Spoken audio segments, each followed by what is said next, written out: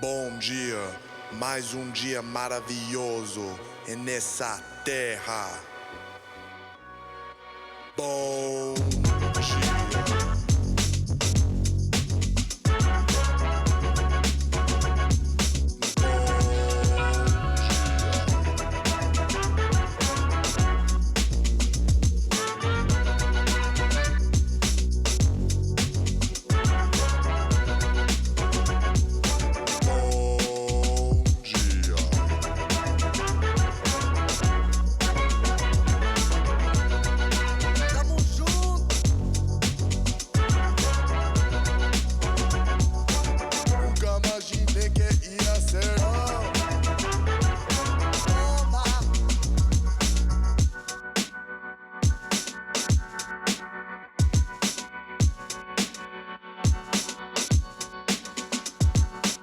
Bom dia, mais dia maravilhoso nessa terra. Bom dia. Eu amo mais natureza.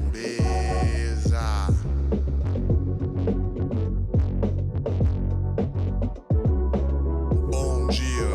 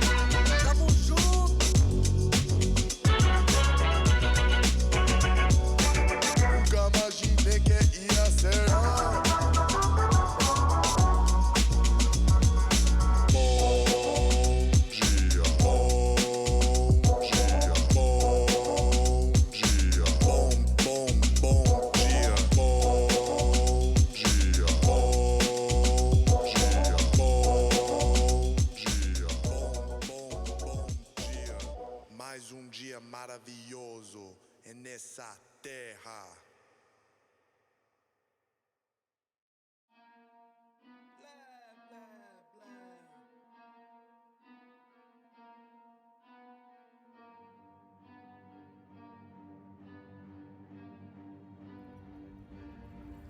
Bitch, I got problems on problems on problems on problems on problems on problems I solve them. I run through the money, the pressure be calling. Left on my blessings, I feel like I'm falling. What is going on, guys? Welcome to the channel. Let's see here. Let me go ahead and check and see what we got going on in here. Just streaming out here. We got about 10 people in the live stream. Welcome everyone. Welcome all you I basically say I'd say you're the notification squad for sure, because that's really why I try to give 5 or 6 minutes before I even start anything. I'm gonna lower this music down just a hair here.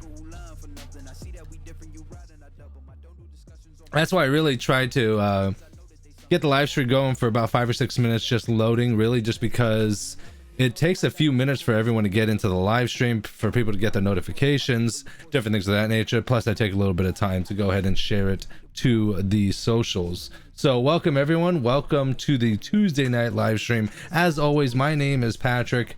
Now, if you're interested in window tinting as a side job to improve your current skills, or as a full-on career, start right now by subscribing to the channel. Make sure to hit the bell so you're notified whenever I go live or upload new videos. This is our Tuesday night live stream. We do our Tuesday night live stream every Tuesday, 9 p.m. Eastern Standard Time. It was 9:30, I believe, but I did change it to 9 p.m. because I'm getting older and I'm trying to go to sleep at a decent time, and sometimes these streams go for quite some time. You know what I just realized? My baby monitor is still on, and I can hear the kitties. Give me just 1 second, y'all.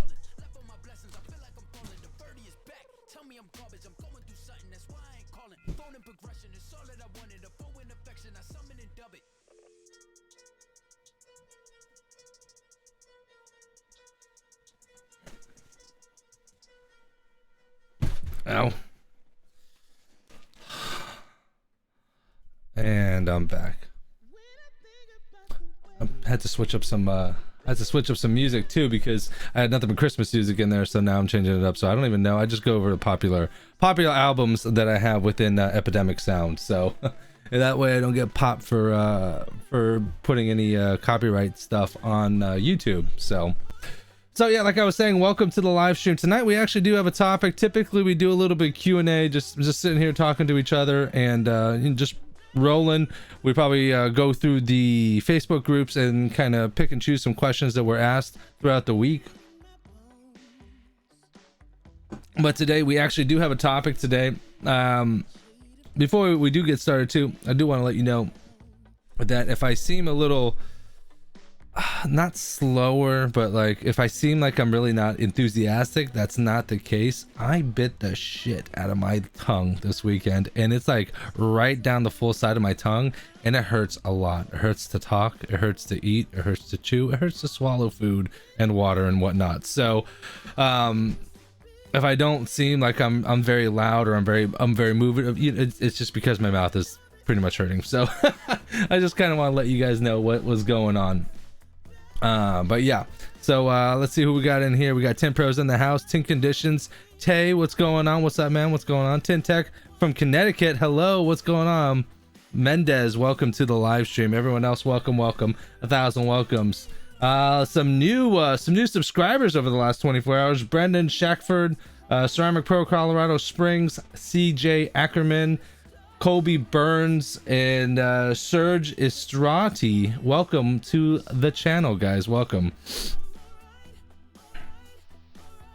So let me go ahead and knock out the topic for the evening. Now, I had a subscriber message me, and I think they messaged me on Facebook, and they were asking me if I can go over some finances for the business.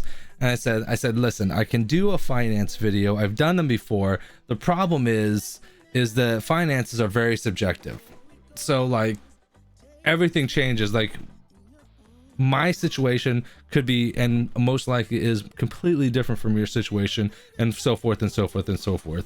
So I told them like this is probably why this video would probably not do very well or would not be very relevant.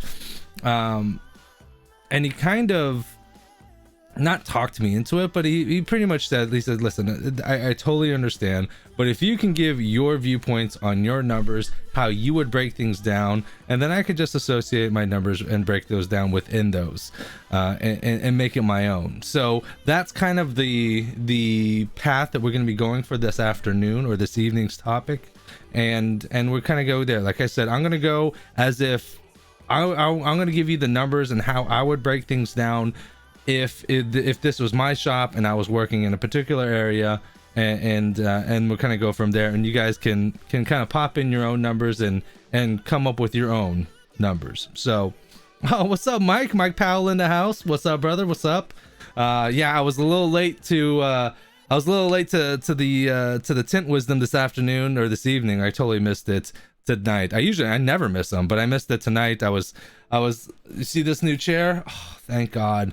I sit in this office for hours at a time throughout the week. Probably, I don't know how many hours. And all I had was like a dining room chair that I stole from the dining room, and then brought in here and threw some pillows and whatnot on it. So now I got a proper office chair, thank God, because now it's super comfortable.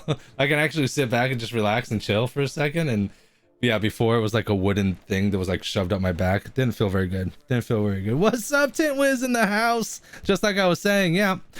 Tint Wiz did do a Tint Wisdom this evening. They did it covering the hashtags. So I did catch like the tail end of it, like the last 5 or 10 minutes. I think it was going on for about an hour or so. So that could be, you guys can check that out. I definitely recommend those videos are awesome, very informative, and yeah, you go ahead, check it out over at Tint Wiz, the YouTube channel, and also they put it up on Facebook as well, the Facebook group. But But yeah, before we get started, let's go ahead and knock out some business here real quickly. I just want to give a quick sponsorship shout out to all the people that are making and make this live stream possible, and other content within the channel as well. So this live stream is sponsored in part by Tint Wiz. Tint Wiz is a CRM suite designed for window tinters. From acquisition to invoicing and everywhere in between, you can run your business more efficiently and more profitably with Tint Wiz. You can check it out at tintwiz.com. You can also download it on iOS. Coming soon to Android. Don't forget your free 30-day trial. This live stream is also sponsored in part by Dry Shrink Prep. Dry Shrink Prep is the safe alternative to dryer sheets. If you guys haven't checked out Dry Shrink Prep, you guys can go to dryshrinkprep.com, and we have videos on the site. It's a product of my own design, my own making. I sell it, I manufacture it from raw materials, 100% natural materials. And you guys can check out more information there on the site and also be able to purchase it as well. Dry Shrink Prep, changing the industry for the better, one shrink at a time. And last but not least, guys, this this live stream is sponsored by you guys. Super chats and tips are activated on the chat on the stream. If you guys don't know what super chats are, it's basically a way to be able to donate to the channel. All proceeds go to help support the channel, of course. Now, if you go on to the bottom of your chat there where you're typing on YouTube, there's a $sign. You guys can send a super chat that way. Or if you go into the first link of the description of this video, that is a link to my stream elements. And I wish I had it up, actually. Hold on one second, guys.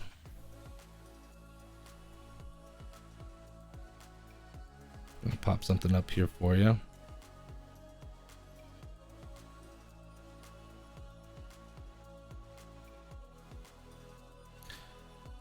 So, like I was saying, the first link within the description is the link to my tips section. It's kind of the same thing like super chatting, just another way, another option as well. So whether you super chat or you tip, you can write a message on there, and it would look something like this, just like that. And you guys can have your own message, and a little pop-up will come up just for you, just like that right there. That's not real. That's just something that just popped up. So I'm gonna go ahead and reset this here real quick, and putting everything back. 19 people, what is going on, y'all? Welcome to the live stream. I'm gonna go ahead and hit this. I'm here, I'm still here. Yeah, when I set the thing to emulate a super chat or some sort of event here, it like sets off the goals. So oh, let me go ahead. All right, before we get started, before we get going with the topic of the evening, let's go ahead and I'm gonna go ahead and go through some questions here. I see a lot of stuff going on through here. Let me just read up on here. What's up, brother? Tint Wiz, what's up? Great fee. Definitely go back and watch. Oh yeah, definitely. Oh, these Edge shirts? Yeah. You know what? Here's the thing. Tim was saying how comfortable these Edge shirts are. Yeah, these Edge shirts are comfortable. One of the best things about the Tint Off is like the free gear you get. Like I get shirts from Window Film Pros. Like you'll see me rock Window Film Pro stuff. They're another group on Facebook. But like I have the last 2 years versions. I think I have a couple Edge shirts here. Like they're my like lounge around the house gear is like all like window tinting and PPFing and wrap stuff. Like that's where all my chill gear. So yeah, they're not sponsors. They just happen to be on my body. Yeah, Mike says definitely go check it out. They just uploaded it on I know they just ran it on Facebook. I don't know if Tint Wiz has it up on YouTube just yet, because they literally just did it an hour ago. But definitely check out the stream. The hashtag stream was solid. The last 5 minutes that I caught was really like, I just caught 5 minutes of the tail end of it, and it made clear on some things in regards to hashtags, like how generic hashtags are, or even give you a good idea in regards to how the consumer would think of it. Like the consumer doesn't know what PPF is, or the consumer doesn't know who Lumar is, things of that nature. Stuff that we would know, that we would hashtag, but like other people are like, who the hell are they? I don't know. Yeah, I only caught, like I said, I only caught the tail end of it, but even that was enlightening. So yeah, definitely go ahead and check on here.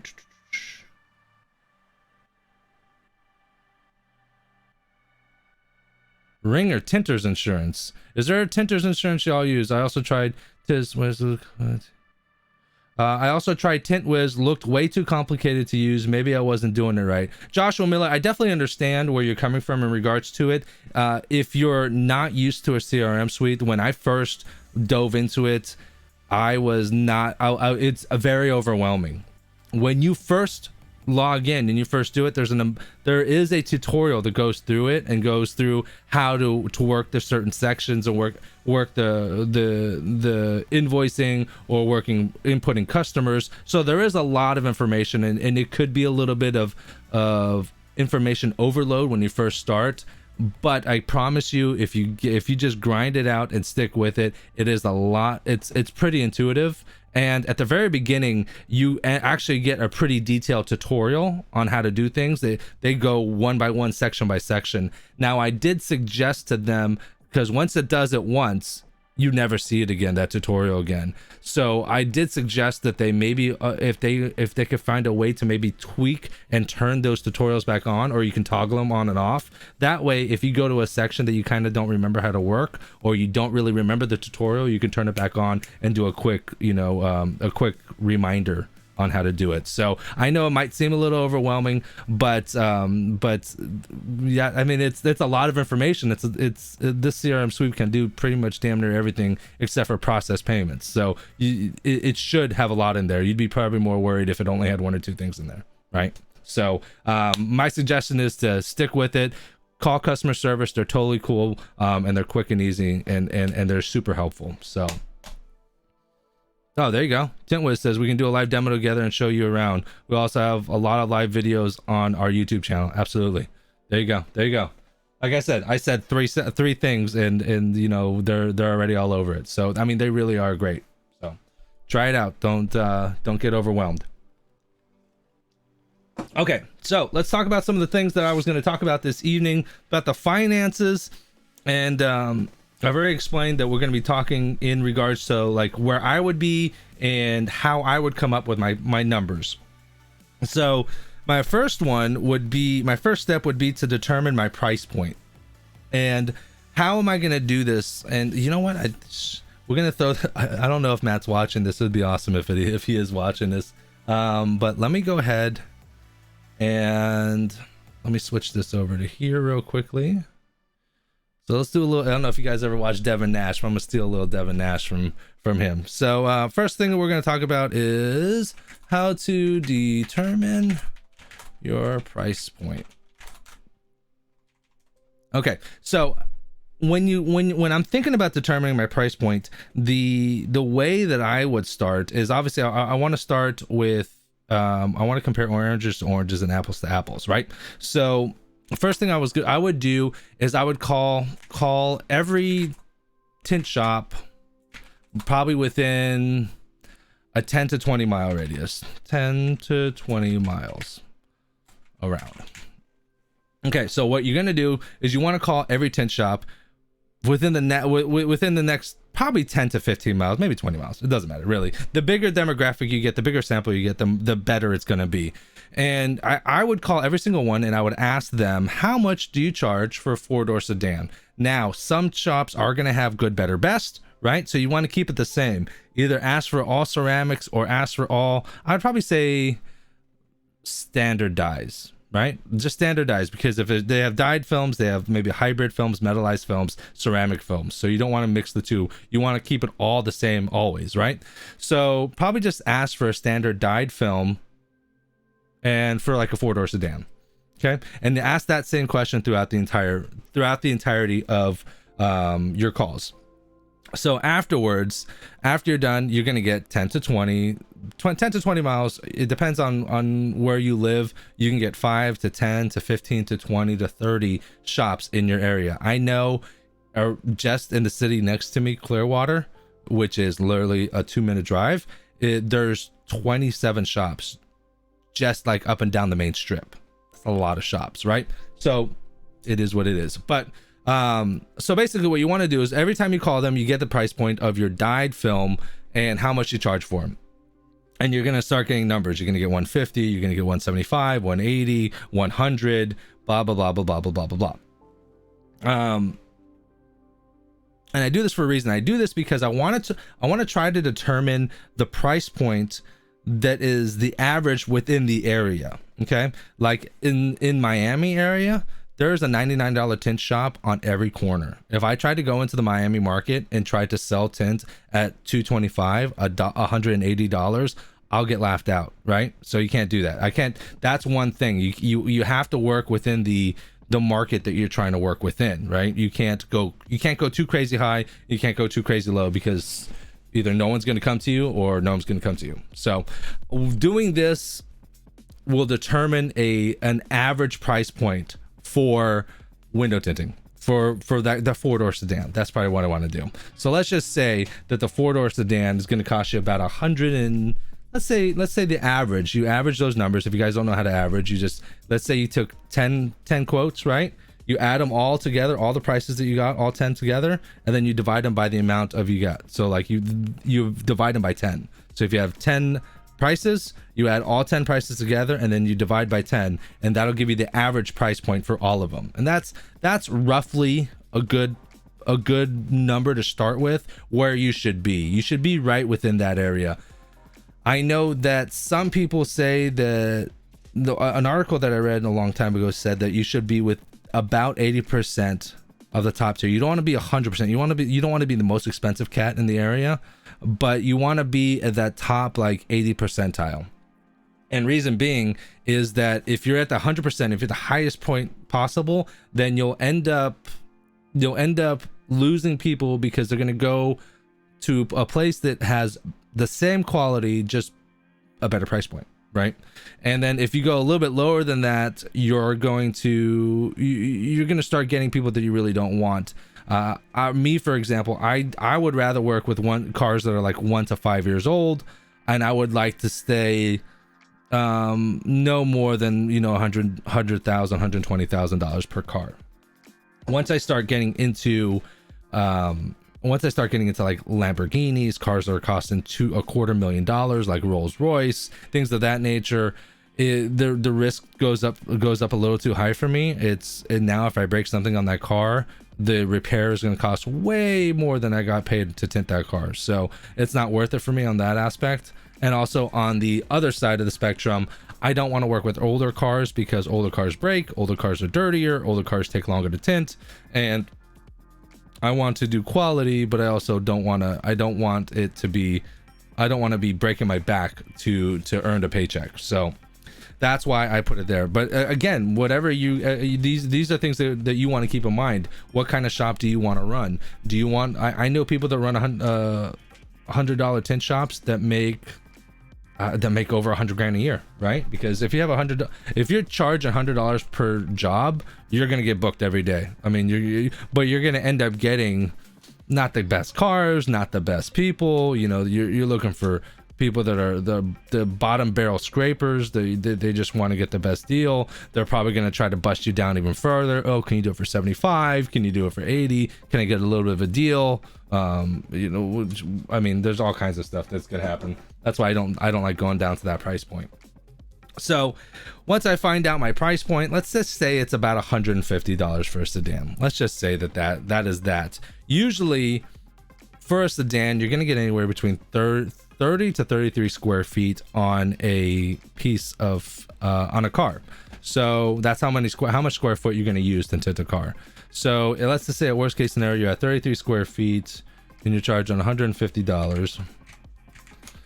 You're at a little bit over $450 a square foot that you need to be charging. This price point is good because you kind of want to determine how much you can afford. At $450 a square foot, let me see here. That's you probably want to pay, I don't know, what's 50 cents? You're right, just under 50 cents a square foot that you want to be paying to your manufacturer so that you can make about 10 to 20%. So yeah, so you're charging about $450 a square foot right there. And I want to, next thing here is not price point, shop calls here, how much to charge per square foot. Okay, breakdown here. Okay, so I would break down, and it's not that difficult. what I try to shoot for is I try to shoot for a 50% profit margin. So what I would do is that I want my film cost to be around 10 to 20%, 20% at very max. And that's like if I have to absolutely do it. And that's like if I have to use, if I'm diehard and I want to use Lumar and I can't charge a 10% film cost, because I think a standard dyed film will end up costing like $275, and it's just way too much for my market, right? So I have to bring my film percentage up. But I would probably keep it around 10 to 20% on film costs. I would probably keep about 10%, 5 to 10% for advertising cost. And then I would do 20 to 30%. And again, these numbers just varies depending on if I have a 20% film cost, I'm probably going to have a little less in advertising, and probably try to keep my overhead like insurance, rent, utilities, all those other business charges, I guess, overhead down. So let me see here. So a 10 to 20% film cost is pretty simple. It's very easy. Let's say that you are making, let's say you buy a roll of film for, and I try to keep the numbers easy and even. See, so let's say you bought a roll of film for $150, right? So within that roll of film, it's 3 feet by 100 feet. So you're getting 300. Yeah, you're getting 300 square feet for that. And that's a 36-inch roll. Now, if you're getting a 40-inch roll, then that's 333 square feet for that whole roll, right? So you want to kind of want to figure out how much you paid for it and divide by the amount of square feet. Let's just assume that it's a 3 foot by 100 foot roll, a 36-inch by 100 foot roll, and you paid 150 for it. So you would be getting, that's 300 square feet. So you'd be paying 50 cents a square foot. And to determine how much you would need to charge to determine how much you would need, so there's 50 cents a square foot, and if you want to do $5 a square foot like we were talking about before, that would be exactly 10%. But let's say you wanted to figure out, let's just say that you were paying 47 cents a square foot, for example. If you're going to pay 47 cents a square foot, then you would, and let's say you wanted your film cost to be 15%. So you would take 47 cents and then divide it by 0.15. And then it would spit out 3.13, right? So 3.13, if you're paying 47 cents a square foot and you want to have a film cost of 15%, then you would need to charge at least $3.14 a square foot. Now, obviously, then you multiply that by 33, because that's how many square feet you would need in a sedan. And to have a 10% film cost, you would need to charge $104 basically. So if you're going to be charging 150, you're making way more money. So that's how I would bring out those numbers right there. Realistic too. Advertising is one thing that you definitely have to do. So the shop that I work for, they push a lot of flat glass, but they don't push a lot of advertising on the auto side, and it somewhat shows. I know cats that only work mobile and only do like online advertising on Facebook and just regular Google advertising, and they are crushing it. They're like a one-man. Well, I know a guy that's doing it, and he's a one-man band, and he's making I think 120 a year, and he's just a one-man band, right? So I would suggest is that if you're you need to figure out how much you want to make per year. Are you shooting for like 150 a year? Are you shooting for 200 a year? And just determine what your goal is. So I would probably shoot for example, if I was running my own shop for the first year, I'd probably shoot for about 150,000 a year. And assuming that I'm going to get half of that in my pocket, what I'm going to pay myself, that's around 75,000 a year. So if I want to have a 10%, whatever 10% of my total sales is going to go to advertising, that's 10% of 150 is 15,000. Divide that by 12 months, and that comes out to $1,250 a month. So I know I need to get the ball rolling when I first open up my shop and first going. So I want to get, you know, the first month or two saved up. So I know that I'm going to roughly spend about $1,250 a month on advertising just to get started. Now, if that price point is like blowing me out of the water, I got to turn away. You know, I might be cranking it too high, or I may just have just the perfect advertising. Then maybe I'll pull that back a little bit, because obviously I can't do more work than I can physically do, right?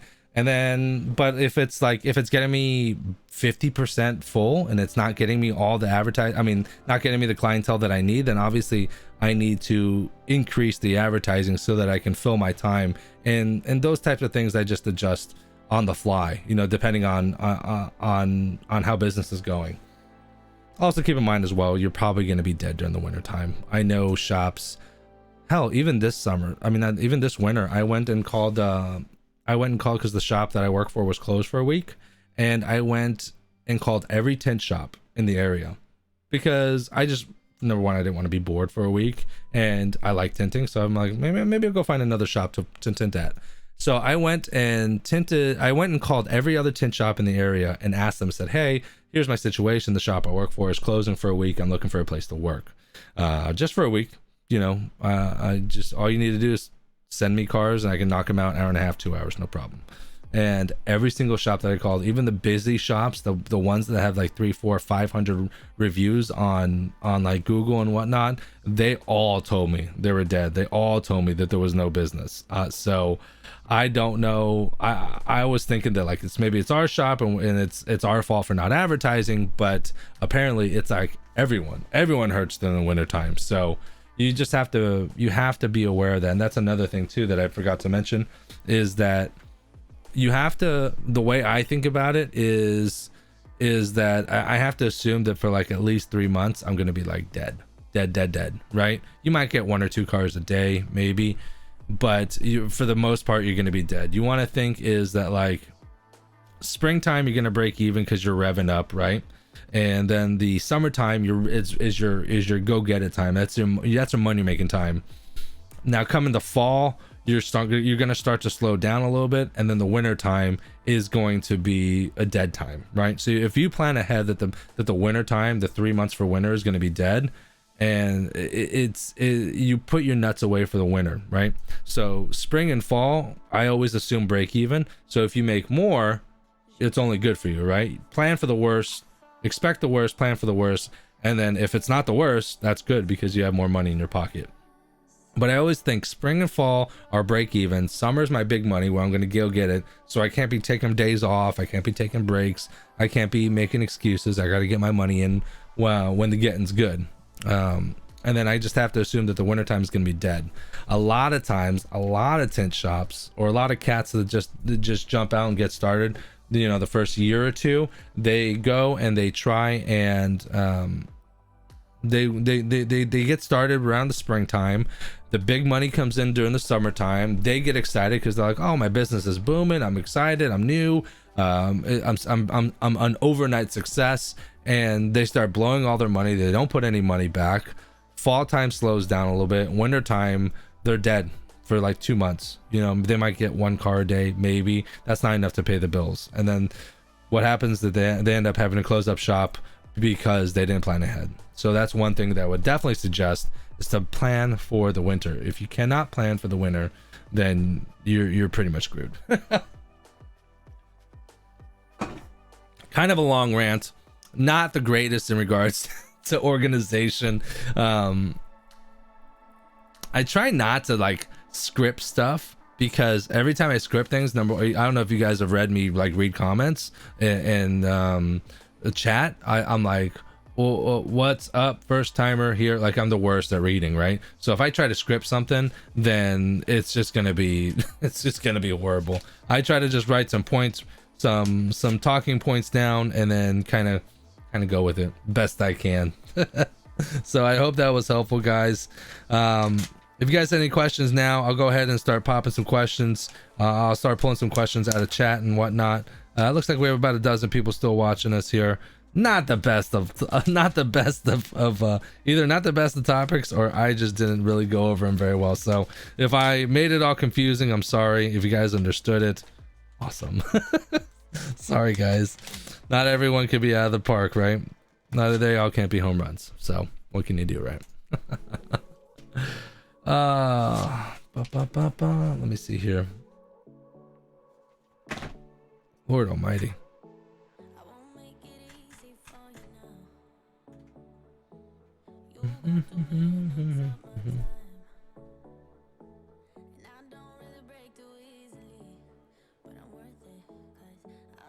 Sunstop window tinting, what's up? First time here. Welcome to the live stream, brother. Welcome. Normally see, that's another reason why too. Normally, like, I don't do topics because like I don't want to mess it up, or like I say it in my own words and it sounds right to me, but then when I go over it later on, like, and I watch the video, I'm gonna be like, what the hell was I talking about? That's most likely what's gonna happen tonight. I tried. Sorry.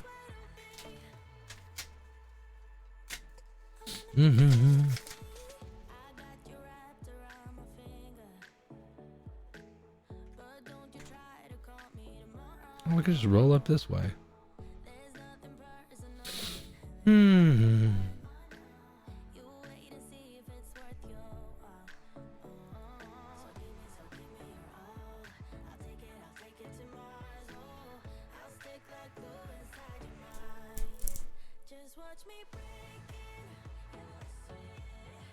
All right.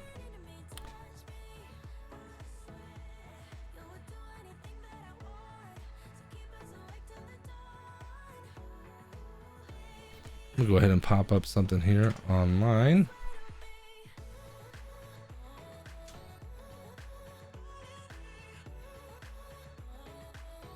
I'm gonna roll through some Q&A, some questions that were popped up in the group this week. Let's see what we got here.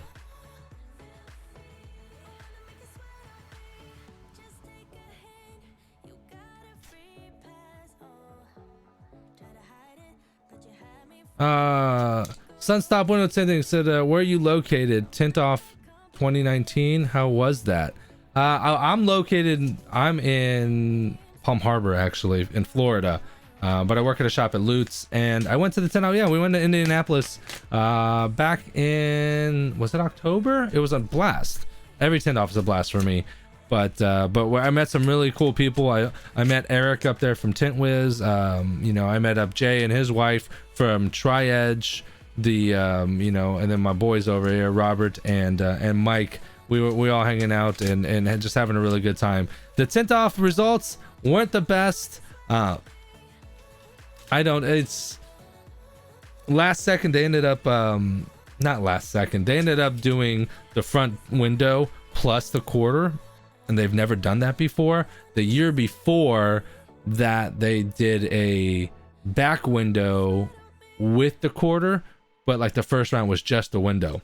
So I trained when I was training, because I time myself out. I'm very meticulous about it. But when I was training, I was running with like a 6, 7, 8 minute buffer time at the very end. I wasn't taking I didn't want to go too fast, because the first year I was in there, I was done with my window and done with everything in about 7 minutes. And I could have definitely taken more time to make sure that everything was just a little bit better, a little cleaned up. So I was training to do that and be finished by at least give me like 6 or 7 minutes. Right. So I'm doing that would make me do the window in about 13 minutes or so, 14 minutes. And when they threw the quarter window in there, it took me for a loop, and it took me a little bit longer than anticipated. And it wasn't one of those quarter windows that was like that had just dot matrix around. It was like it was one of those harder ones where you had to ride the edge, and it was just a lot of people were going down.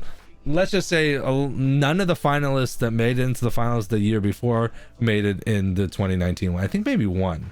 I think Mitchell Goldman did. I thought I saw Mitchell Goldman in the finals, but he was the only cat that I heard of. So It's good. I never go to the tint off expecting to win the tint off and get the 10 G's. That would be awesome if I do, but I go up there for the experience. I go up there to network. I go up there for business opportunities. I go up there to talk and see all the people that I meet online, through the YouTube channel, on the Facebook groups, and that's really where I focus on that. So it's the people that go up to the tint offs and they're like, I'm gonna win the tint off and I'm gonna win the 10 G's, and when they don't even make it through the first round and they curse up a storm and rant on a Facebook group saying how they're never gonna come back and it's garbage and blah blah blah blah blah, that's just the wrong mentality. So, but yeah, it wasn't bad at all.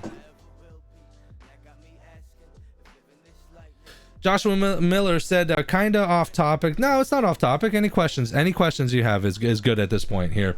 So Joshua Miller said, kind of off topic, what's a good way to speed up tinting process?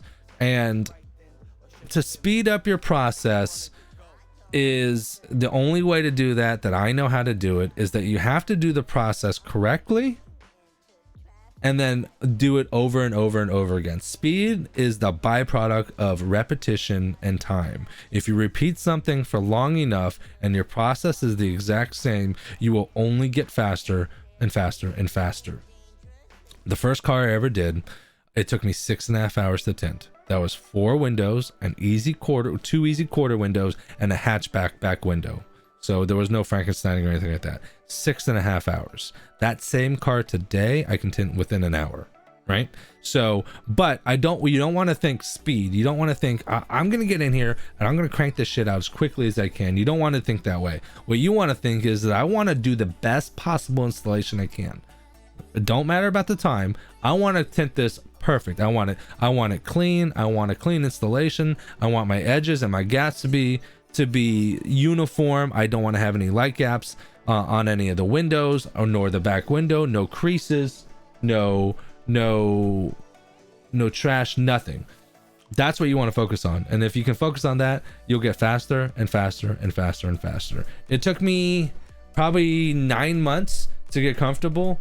And then I really settled in after about a year of tinting cars. I really started cranking in within that 1.5 to 2 hour time range. Tint Pro says, I've been crazy busy. I love it, bro. I love it. Good for you. I love that people are crazy busy. That's what's up. Tint Wiz says, tint off is a must attend. Yeah, absolutely. So, and this year's tint off is going to be awesome because it's going to be in Orange in Orlando, which is only an hour. Well, it's going to be like an hour, 45 minutes away from me after I move in March. But it's going to be amazing just because it's the tint off. It's always amazing. But hold on 1 second, guys.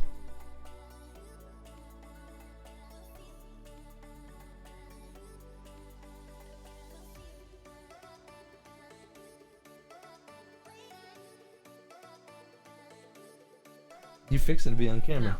Yeah, you are. I love you. The old lady. She says I'm speaking loud. Yeah, sorry. So the tint off is gonna be awesome. I'm gonna try to speak a little more quietly here. But the tint off is going to be awesome because too is that we do a Facebook meetup, and this will be the 3rd year that we're doing the Facebook meetup. And last year was awesome because we had a huge turnout for our giveaway. We always do the Facebook meetup and we always get about an hour on the floor where everyone meets together. Last year it was like 75 people there. We gave away like 5 different tint kegs, dash towels, door covers, dry shrink prep, starter sets, a number of different things. This year we're probably going to do it better and bigger. So if anything, y'all can come up and meet with us and have a chance to win some gear and win some stuff through the giveaway. So yeah.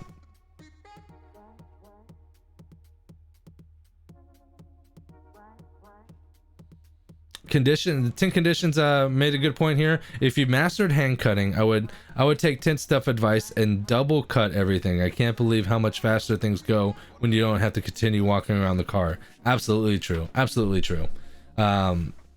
yeah, double cutting. If I was a hand cutter all day every day, then a double cutting would be the way to go for me. I don't hand cut every single day, so then I never really got to the point to double cut. Matt hand cuts every single day, every single window, damn near, right? So he's amazing at it. So yeah, that would be the logical next step, was that once you get your technique down, you get everything down, you're comfortable with hand cutting, then start double cutting, and it's going to save you some time for sure.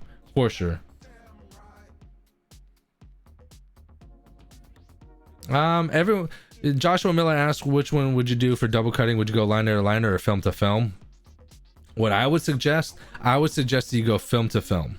And the reason why is that you have the liner protecting you on the outsides. So if you go liner to liner, then you have the raw film exposed, and one side is physically touching the window, the door, so you could end up scratching it, right? So if you have the liners on the outside and the film on the in the inside, it can take a little bit of a beating and take less damage, in my opinion. And that's why I always suggest go film the film. And once you film the film and you squeegee it together, it sticks a little bit better. That's always been my go-to.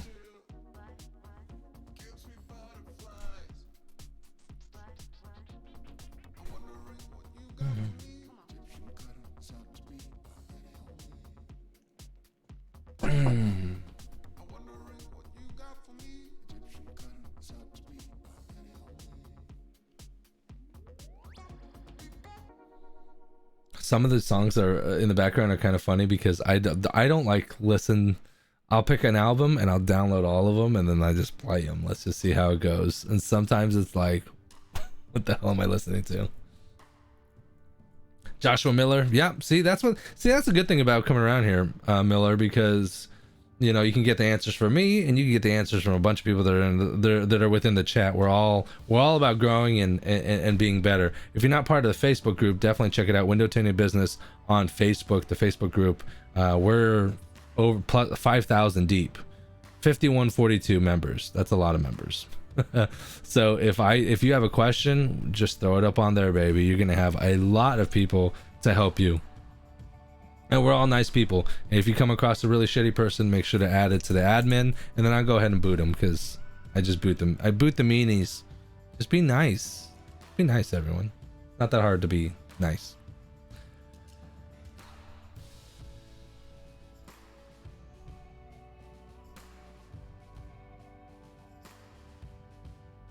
Mm-hmm.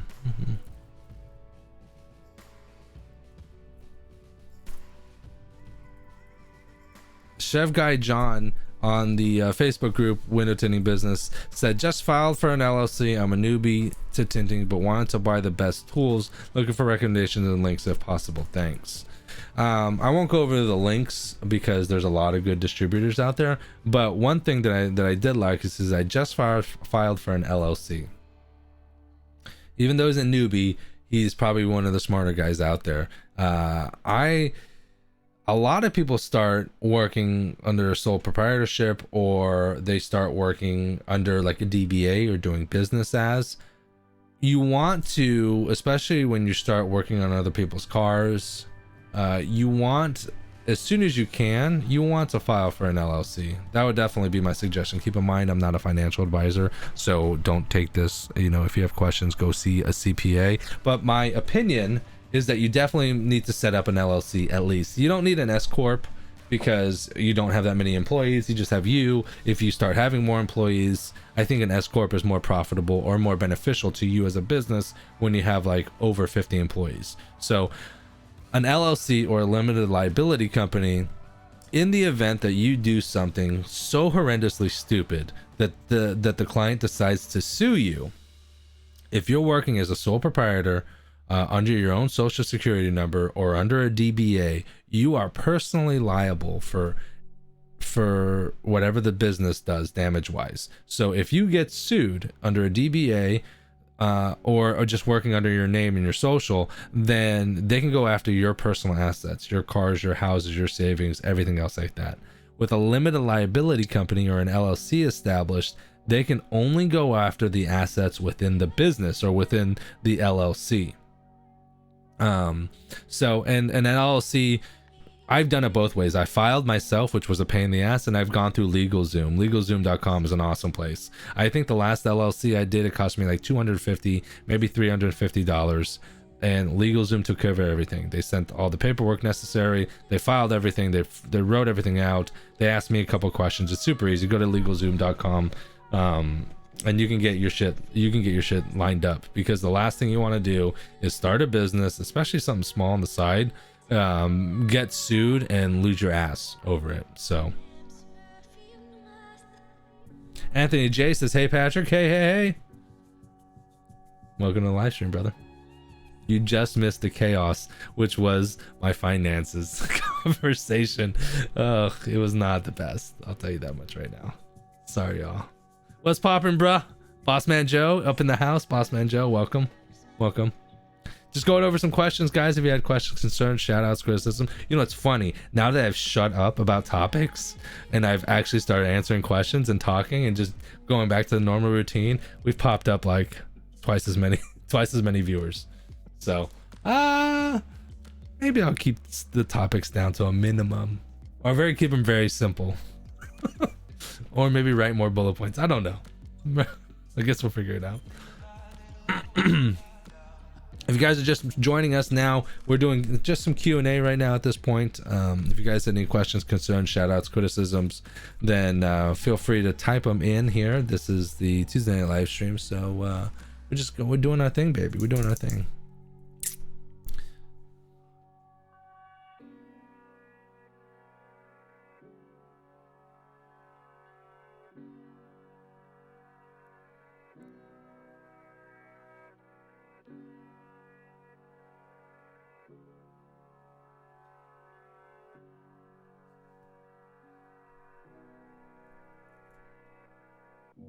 I'm noticing we have a lot of UK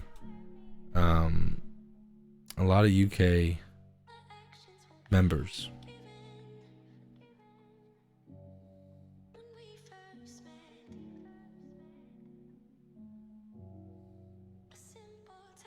Bossman Joe said, what's your favorite film?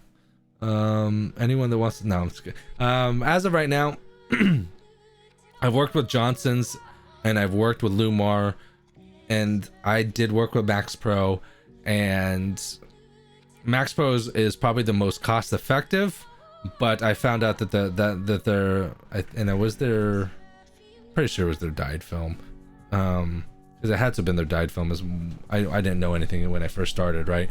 So I found out that their film, number one, doesn't shrink really great, and number two, will either turn purple or start failing within a year or so. So I ditched them and I started working with Johnson. Johnson was really good, decent price point, a little bit more than Max Pro.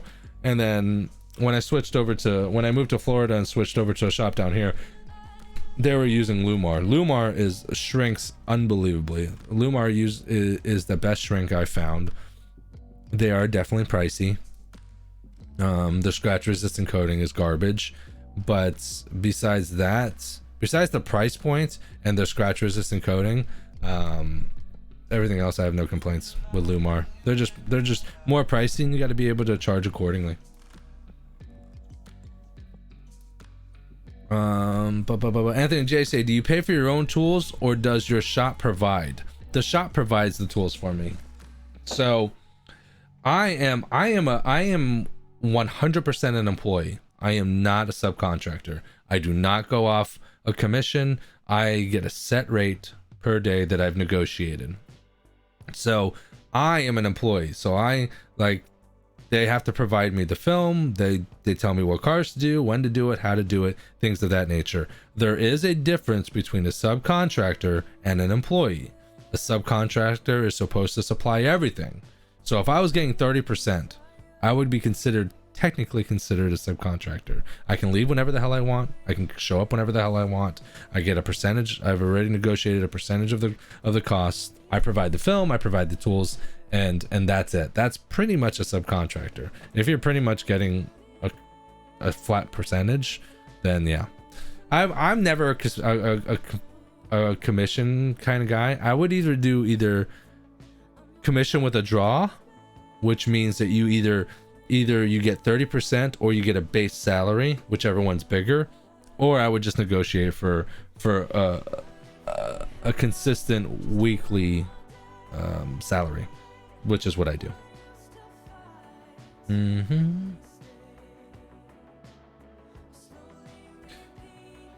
I work with Johnson, but I think it's very sensitive, bro. When you work with Max Pro, it's gonna be super sensitive. I love Johnson's. Johnson's actually I thought was a little thicker, and it took a little longer to shrink, which is true. Especially compared to Lumar. The first time I shrunk Lumar, I'm like, Jesus, it was like butter in a hot knife, like just melting away. Delicate.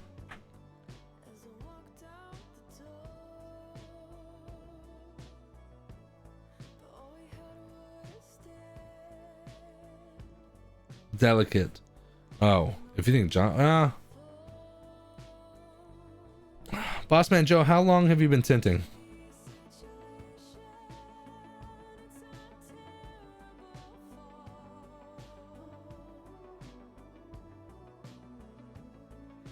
Bossman Joe, let me know how long you've been tinting. I'm curious. Because realistically, back window shrinking was probably the worst part of learning how to tint. Now it's like very therapeutic for me. It's like, whew, it's a very satisfying experience whenever I shrink a back window. But when I first started, I wanted to stab myself in the eye because I sucked at it, right? So and it took me probably a good solid 9 months of doing back windows 4 or 5 times a day, different cars, different things, going on 3 years. Okay. So you got a good foundation down, you got a good time down. Assuming that you're doing a decent amount of cars.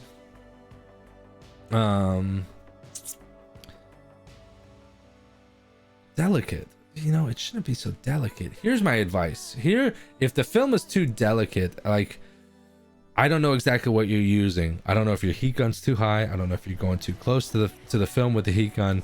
I don't know if you're using a crazy hard card. I don't know if you're cleaning the window off prior or not. What I would suggest is to make sure that the glass is clean, spray it down and give it a squeegee. I mean, some cats will even take a Brillo pad or a scrub pad and scrub the outside, then squeegee it so it's damn near perfectly clean, right? I would also ensure that I'm comfortable with my heat temperature and my heat speed, and making sure that, like, obviously too close and I'll burn the film, too far and it won't get the film hot enough to shrink. You want to make sure you're in that good zone. And probably the third best bit of information I could suggest to you is ditch the hard card, even if you're using a black Teflon card.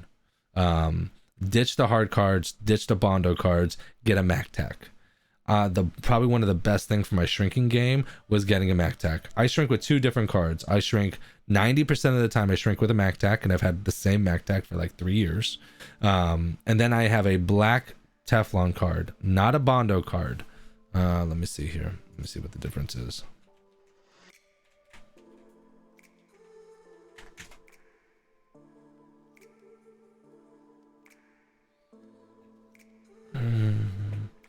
Okay, so this is a Bondo card. These cards that have the 2 strips down here, these are Bondo cards. Okay, so ditch that one. But these ones are usually the softer ones. And then Tinting Teflon card.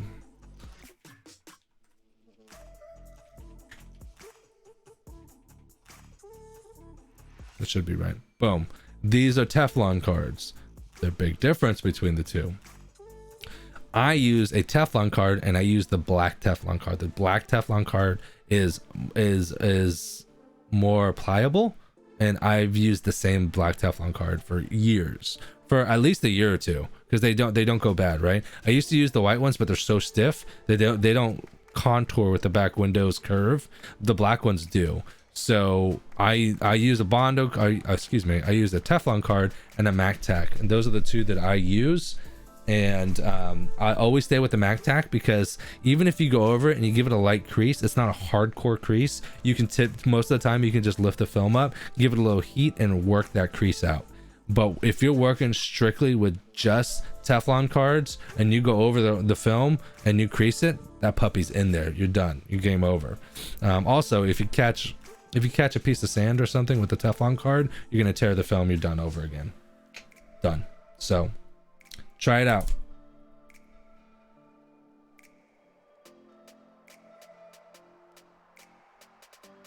Your son, Boss Man Jake, says hi. What's up, Boss Man Jake?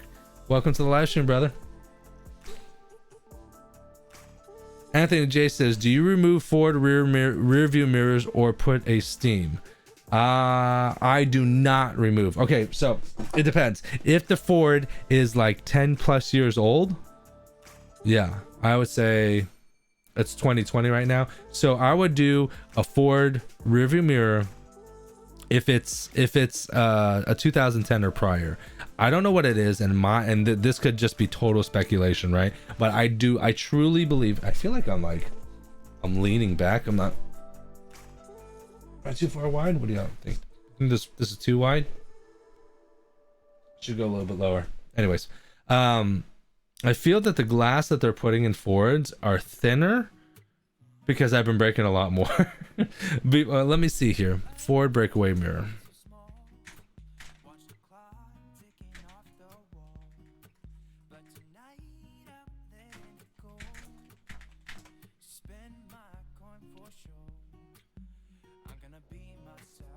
I'm trying to get a close-up of what this mirror looks like.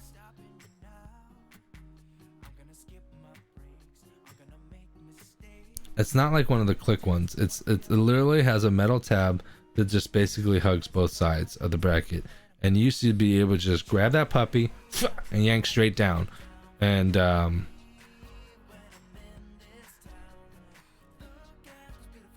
me see here.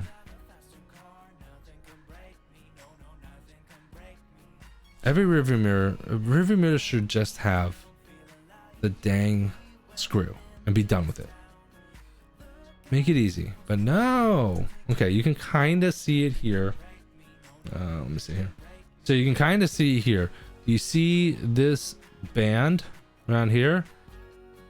Like, I would have to literally take it from the top and yank down and just rip it off the mirror. And I know guys are like, oh well, there's tools and whatnot. I've had every tool, trust me. I took every tool, I've tried every single way, and I have damn near broken every single way. And the newer ones, every time I've tried to do the breakdown where I just yank it off, I'm literally breaking the glass. Like that metal plug that holds on to, that sticks to the glass, I'm ripping that off the glass. In Florida, it's not that bad because we get insurance covers two windshields a year. So it's no out-of-pocket expense for the shop nor the client. It's just more of an inconvenience because now they have to have a company come out and replace their windshield, but it doesn't cost them anything. It's free. But even then, it's still an inconvenience. So Ford rearview mirrors, I've sworn off of them. Unless there's a screw in there that I can remove it. If it's breakaway, I let them know, hey, the glare strip is going to stop at the bottom of that. Or if you're doing a full windshield, you're going to see a slit coming up. If you're not okay with that, I'm not going to tint your car. Now, is that the rule? Is that the way to go every single time? Probably not. For everyone, probably not. You might be comfortable with taking them off, and you know 100% you're not going to break them. Me, I'm pretty sure I'm going to break those damn things. So I don't. There's a list of cars that I don't do for particular reasons, or I charge more for, and that's just on my list, baby. Just on my list. Mm-hmm.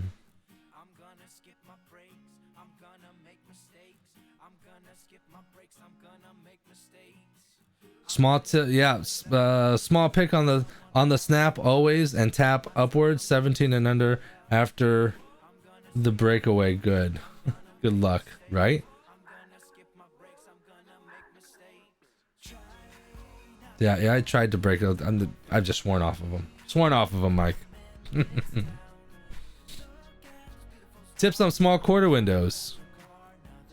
Kevin Morales asks, tips on small quarter windows. I would suggest, let's pull up one. Could you give me an example? Some quarter windows have dot matrices around it, and if that's the case, you just cut 1/8 of an inch all the way around, bigger than the window.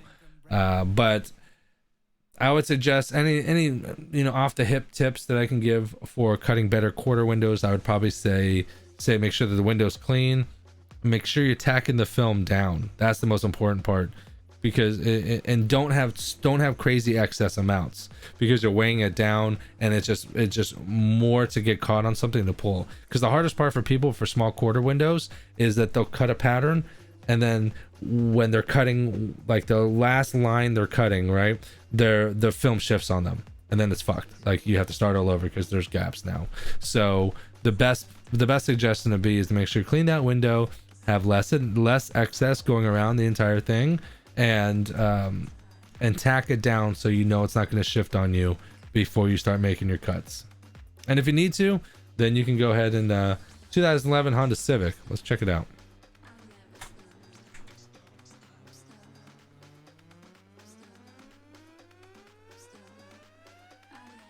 Back quarter windows.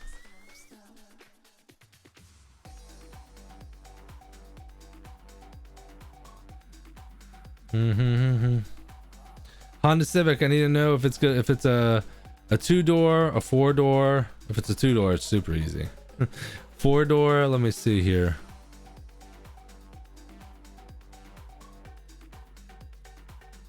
I'm assuming you're talking about a 4-door, because if you're asking questions about a 2-door, that's just a super easy one. But let me see here.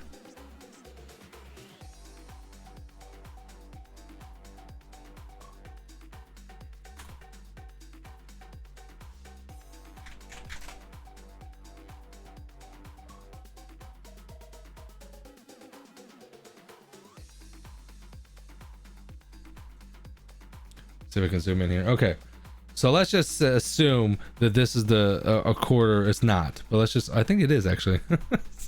What I would do here is I would place the film on the glass, right, and then I would cut one side and one bottom and save this curve, right? So I would cut one side, and then I would cut one side and I would cut the bottom, and then I would take this film and I would shift it down, probably a little bit more than 1/8 of an inch, but no more than 1/4 of an inch. And I want to shift it down this way, so I have a little bit more of 1/8 on this side and a little bit more of 1/8 on this side, and then I tack it down. So I'm gonna have a little bit more of 1/8 of the film over the edge this way and this way, and then I tack it down, and then I cut this last edge straight.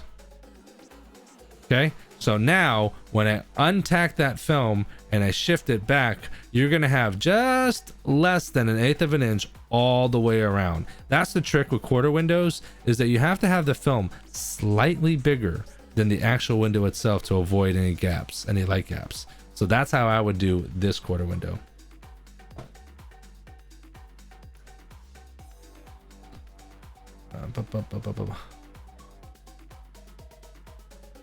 Yeah, that's exactly how I would do that quarter window. I hope that helped. I hope that helped, brother. Let me see here. Have you tried the Expo Easy Tint tool? It's a lot of looking up. I know what it is, but I'm looking it up so other people know what it is. Expo Easy Tint tool.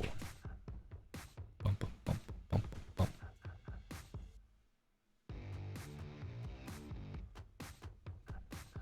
So for those of you guys that don't know what the easy tool is, from this is the easy tool. It's a big sheet of metal bent in a particular way so that you can not only put tools on here, but basically you put the sheet of metal on the inside against the glass, but between the weather strip and the glass. It's a way that you can pull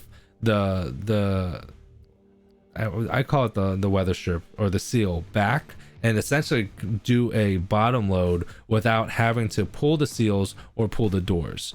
Let me see if this is another picture. This is another picture of what it looks like. Here's a picture of a guy using it. I think it's, let me see if there's any other pictures. No. So what do I think about these? I don't use them. I've seen people that use them. There's another picture of it. I've seen people that use them, and I've seen people that are very efficient with them. It's like anything else. When you first start, you're probably garbage at it, right? But once you do it enough, you kind of understand the mechanics of it, the best ways to use it, the best ways to make it more efficient, and you get better at it. I'm not saying this is a bad tool. I'm just saying that I prefer to not have this, and I prefer to either top load or take the sweep out or pull the door panel and bottom load. It's the only two ways, because this way they did a version of this with it was basically a bent piece of a bent piece of metal with an Unger handle on it, kind of the same concept but much smaller. But the problem with that is I don't like bottom loading like this, because if you look at this picture right here, this is a great picture, right? Look at that space that you have in between there. Y'all see that? That might be 1/4 of an inch. It's not enough for me. Not enough. When I'm bottom loading, I need an inch at least, so I can get it down there. I can manipulate the film the way I need to, so that I know that the other three edges aren't touching anything. This is not enough room for me personally. Now, if you cut it really close, also I use a plotter.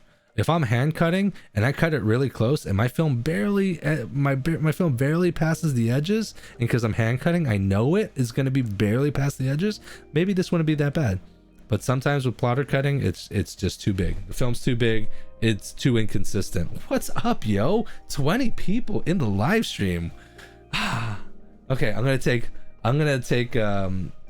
note that, like, I should probably just not have topics anymore, or maybe better plan them, because when I just start Q&A and start talking, you know, if you build it, they will come. But yeah, that's my answer for the easy tool.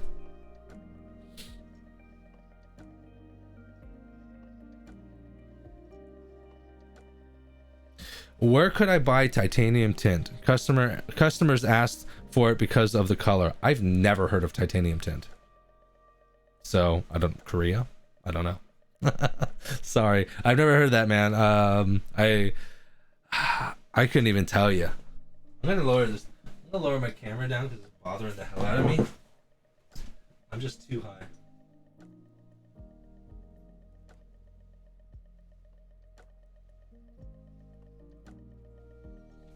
Oh, okay. I'm trying to be comfortable here, but it was like there was way too much headroom here. Doesn't look good. It's not the way it's supposed to look. So now that's much better. Thanks, man. I kept having light gaps on those quarter windows. Kevin Morales, good luck, brother. I hope that helps. You don't want the film too big, because you can't get that shit in there. Just big enough.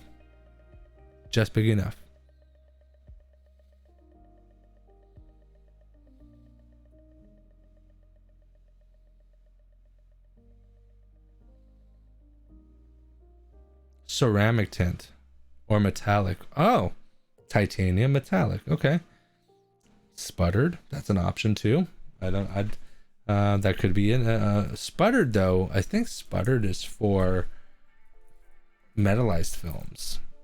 So I know a lot of people, I shouldn't say that. Know a lot of people. Me personally, I know that the films that I've been using, I know that in the shops that I've been working with, we've been going away from metallized films, and realistically is that the potential for interference with GPS and AM radio is there. Has it ever been a problem? Have I ever experienced that? No. Could it happen? Potentially. So I don't know, and I don't even know if the shop is doing it as a tactic to upgrade, because we don't offer dyed film. ATC is dyed film. We don't offer that. We offer it, but it's not like something that we outright offer. Like, our films usually start at ATR and go up from there. If they're real ball busters, we'll go down to ATC.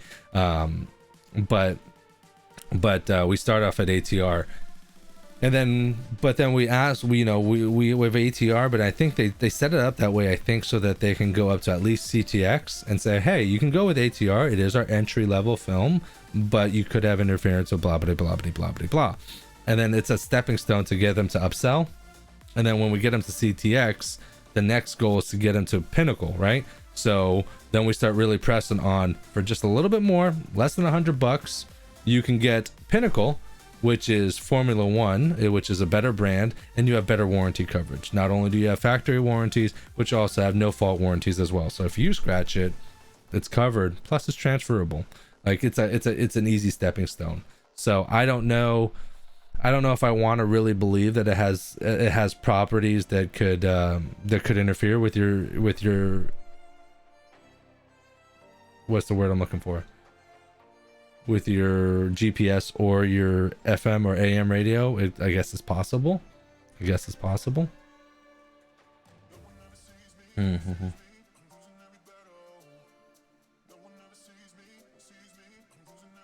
Anthony J says, have you tried slip tape on your triangles and hard cards, and does it work? I have tried slip tape. They usually call it Teflon tape in the industry, and I have tried it, and I don't particularly like it. So here's the thing: when I am cleaning windows, right? So if I have to like flush out the sides and the bottom, I'll use a Platinum Easy Reach. That's my workhorse. That's my work donkey, right? I get it in there, and then I work the shit out of it. But once I get film in, like let's say I get film in, I use the Easy Reach maybe to pull the seal back so I can tuck a corner if I'm bottom loading. But once the film is in and I have to squeegee that bottom end, I'll use a tri-edge card every single time. If you guys don't know, that's a tri-edge card. Hold on.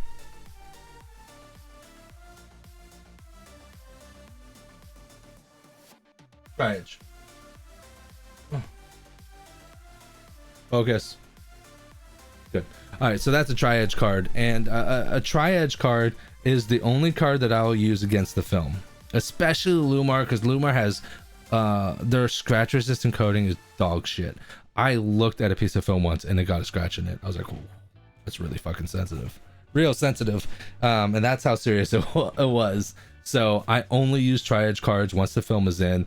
Whenever I have to work on the film that's already installed, the only kind of card that touches that film is a Teflon card. I mean, not a Teflon card, a tri-edge card. Any other card, Platinum Easy Reach, or any other card is gonna scratch, especially the film that I use, Lumar.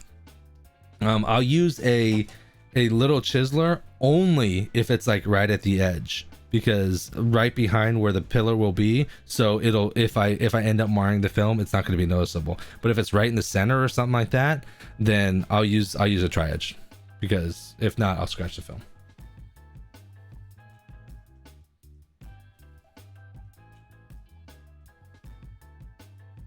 Bossman Joe says they're more for commercial. Are we still talking about the titanium film? Let's look it up. Oh my god. I started typing in titanium and titanium tint popped up. I don't know if this is a real thing or not. I mean, it's popping up. Titanium tint. Titanium. I guess for that super reflective look. Let's go with all. Let's see what titanium tint. Titanium tint.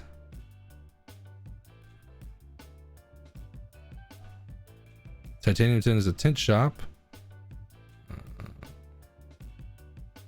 Reno Window Films titanium tint. It's just a shop locator. Window film made. Okay, hold on. Window film made of titanium.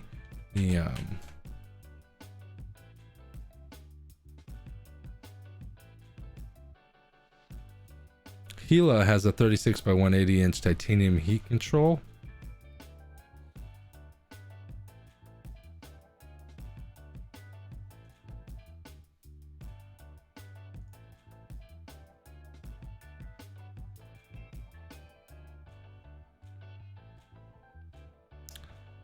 I guess titanium tint is a commercial reflective film. It could be kind of like a dual reflective film of some sort.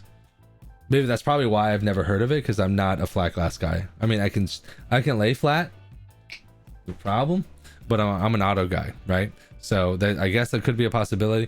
That's a great question to ask Harry. Harry would know. Whenever I have questions in regards to either like the makeup of film, how film's made, how film blocks this, that, and the other, I mean, you can go down the rabbit hole. and Harry from Veloce. He knows this stuff. Oh my god, my arms, my mouth hurts. The red car. Shit. A red car. This one? Or this one?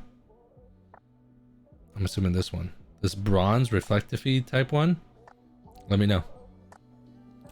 Kevin Morales says Frankenstein or reverse roll. Depends on the situation, my friend. Most of the time, it's Frankenstein. I only reverse roll if I'm going to be in the back of a coupe, or like a Mustang or a very small coupe. Reason being is because I am almost 6 foot and 200 pounds. So trying to Frankenstein and get into the back seat of a tiny ass car without me touching anything is more labor intensive and more of a pain in the butt than to just than to the next one. Damn it. Than to just reverse roll it. Reverse rolling it ensures that I have I do it easier. This one, let me know if I'm getting closer. Not the bronze. This one. Is this the one you're talking about? Type quick, Eugene. Anthony J, thanks for joining us, brother. Good night. See you next week. This one? Eugene, type quick. Just type Y for yes and N for no.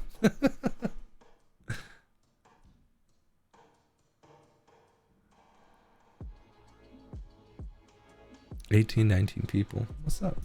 Eugene, we gotta go quicker, bro.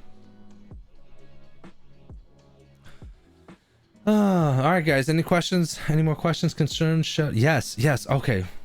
Thanks. All right, here we go.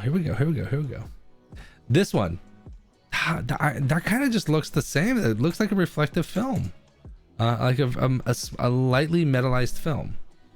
If that's the case, Eugene's the one that asked about titanium. Yeah, I think you're talking about a metallic film. And most film companies or most manis will offer a dyed film, a metallized film, a hybrid film, which is typically a metallized dyed film. It's a hybrid of both, and then a ceramic line, or some will call them like nano ceramic or other things. But most reputable manufacturers will offer a metallic line of film. Just ask them. Dan at ARG says, what plotter should I buy? I've been tinting for 11 years and I think it's time. I'm partial to the Roland GX series. The new Roland is badass, but it's $5,500. I haven't had any problems with Jaguar. And Bossman Joe, thank you very much, man. Have a good one, brother. Thank you for joining us. Let's check out window tinting plotters.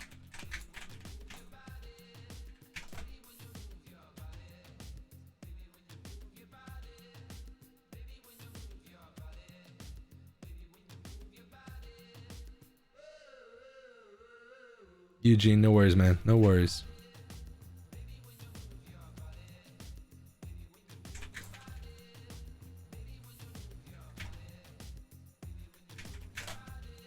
Let's do it a different way. Graphtec, that was the other one. Jaguar, Graphtec, Roland. Those are the ones that usually I hear the best things about. Someone brought up a really I love cats said hey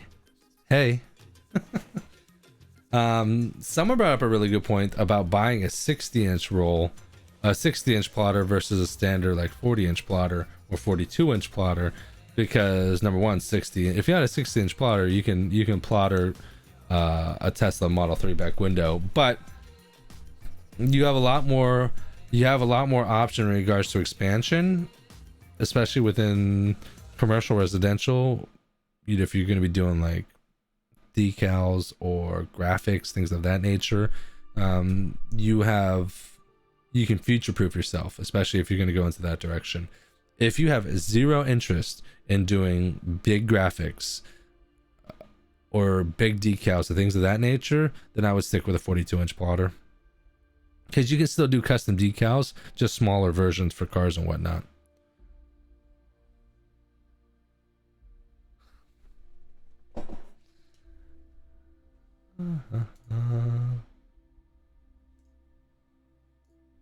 Bye bye, I love cats. You know what's crazy? One thing though, they're like, why the purple room? This is actually blue, right? This is purple. And that looks purple, right? But this is supposed to be blue, like royal blue. And I'm looking at it and looking at the light, it is royal blue, but it bounces off the walls kind of like a purple. I don't know why. But the reason why I don't like this one is when I'm doing here, oh, you can't really see it. You can kind of see it like right here. The light like flickers and there's like you can kind of see it right there in this area. There's like a flickering, there's like strobing down, and this one doesn't really do that. So that's why I stick with this one. If you guys ever had questions. But I love cats. Welcome to the block section, brother. Welcome to, what's the word someone called it? Purgatory. No one's ever been out of purgatory, baby. So I hope you don't want to be a window tinter because you ain't gonna see my shit now. All right, guys. We've been going for wow, an hour and a half. I didn't realize how long we've been going for. I'm gonna give you the 2-minute warning. If you guys had any questions, concerns, shout outs, criticisms, now is the time to do so. If not, we're gonna go ahead and shut her down for this live stream. While that's coming up, I think I'm gonna be doing a live stream on Sunday. My mother-in-law needs to get her car tinted, so I might be doing that. I just gotta figure out exactly where I'm doing it because I no longer have room in my garage because it is 100% dry shrink prep manufacturing in there. I have work tables, I have shelvings and stuff like that. You can't fit a car in there if I tried. So that'll be interesting. Sunday, if not, the next live stream I'm going to do is Monday. But I did talk, Matt and I grilled Matt for like ever. And he pretty much got me set up where I can hear the chat while I'm going to be working. So I'll be able to be interactive live. Like if someone asks a question in chat, I don't have to stop, go back to my computer in my shop, read the questions, then answer it. You'll be able to get answered right away because I'll have the chat in my ear, which will be fun. Okay. All right. If there's no more questions, I'm going to go ahead and shut her down.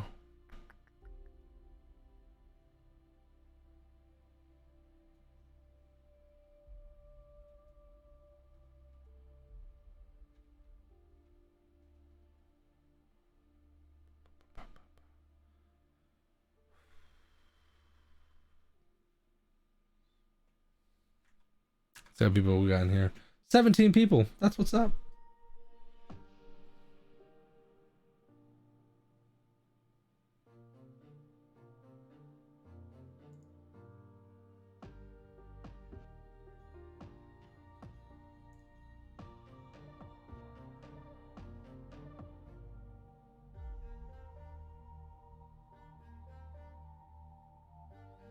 Sunstop Window Tinting says, how often are you live? I am live every Monday from the shop while I'm tinting a car, and that's usually subject to what type of car. When I go is like whenever the car is in, and as long as I'm not back to back or rushing too much, I'll go live on that one. If it's a Monday and it's totally dead, I won't do a live stream because there's no cars for me to live stream. But typically I'll do a Monday stream from the shop, and then I'll do a Tuesday stream here from my home office on Tuesdays as well. So Tuesdays is usually very consistent, 9 o'clock Eastern Standard Time here. But Mondays, it's a little, I don't know exactly the time because I don't know when the car is going to be scheduled and coming in. Best thing I can do is say hit the bell, and then that way you're notified whenever I go live, and then you can get updates that way. Dan ARG says, what cutting software do you use? I use Precision Cut because that's the primary software that comes with Lumar, and that's the one I use. I have used Film and Vinyl Designs before. That wasn't that bad. But those are the only two I've used.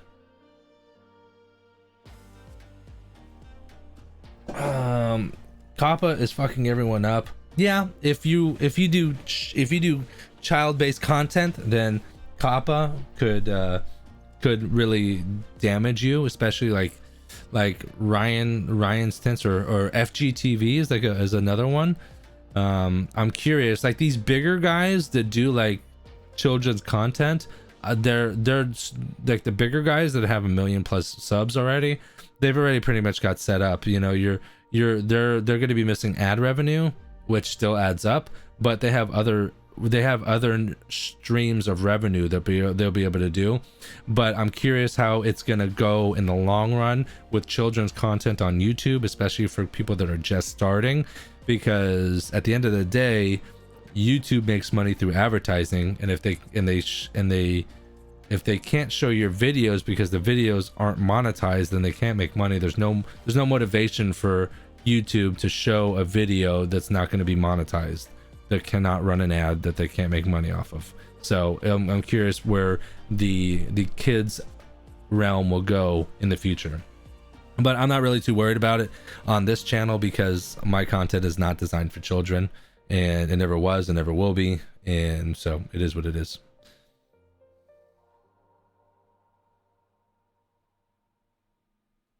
Yeah, I'm pretty sure I mark all my content not for children. Yeah.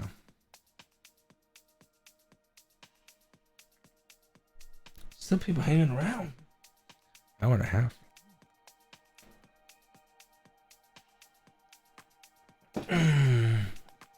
I probably say it's been so long. We've been doing the live stream for so long because I think I'm so damn comfortable in this chair. I really am comfortable in this chair, which is nice. Hold on. Let's see if I can. Oh, maybe I lean it back and do one of these right here. This seems nice. What do I look like? I look super comfy. Super comfy. I like this.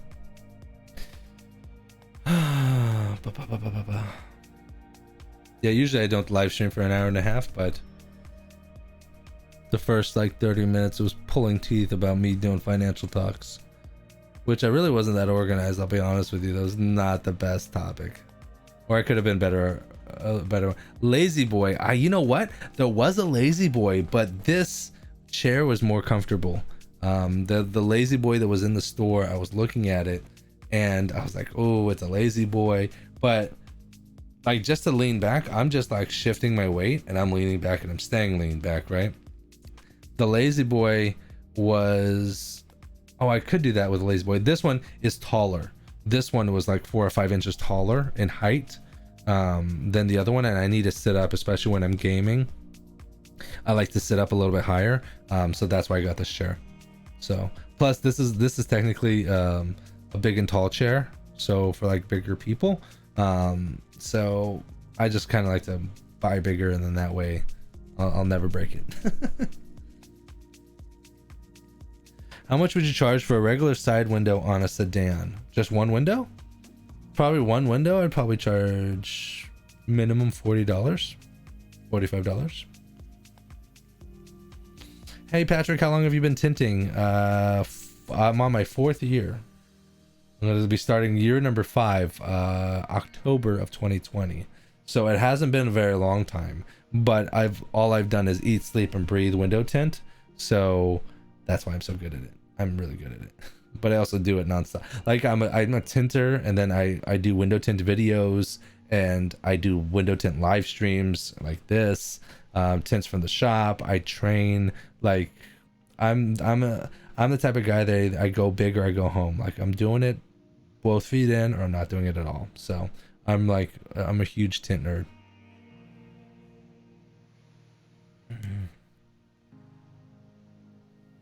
The music's really soft too.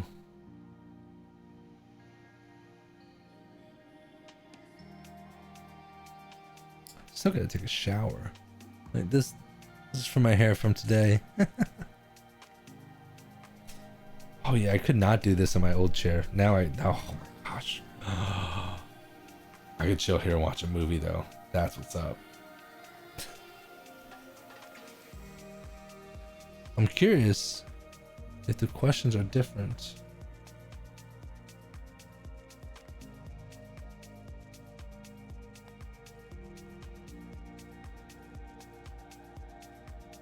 All around guy.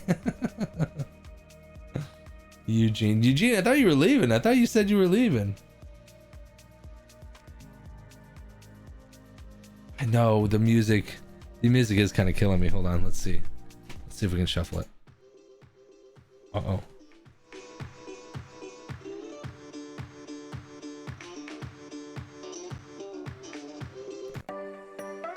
Oh.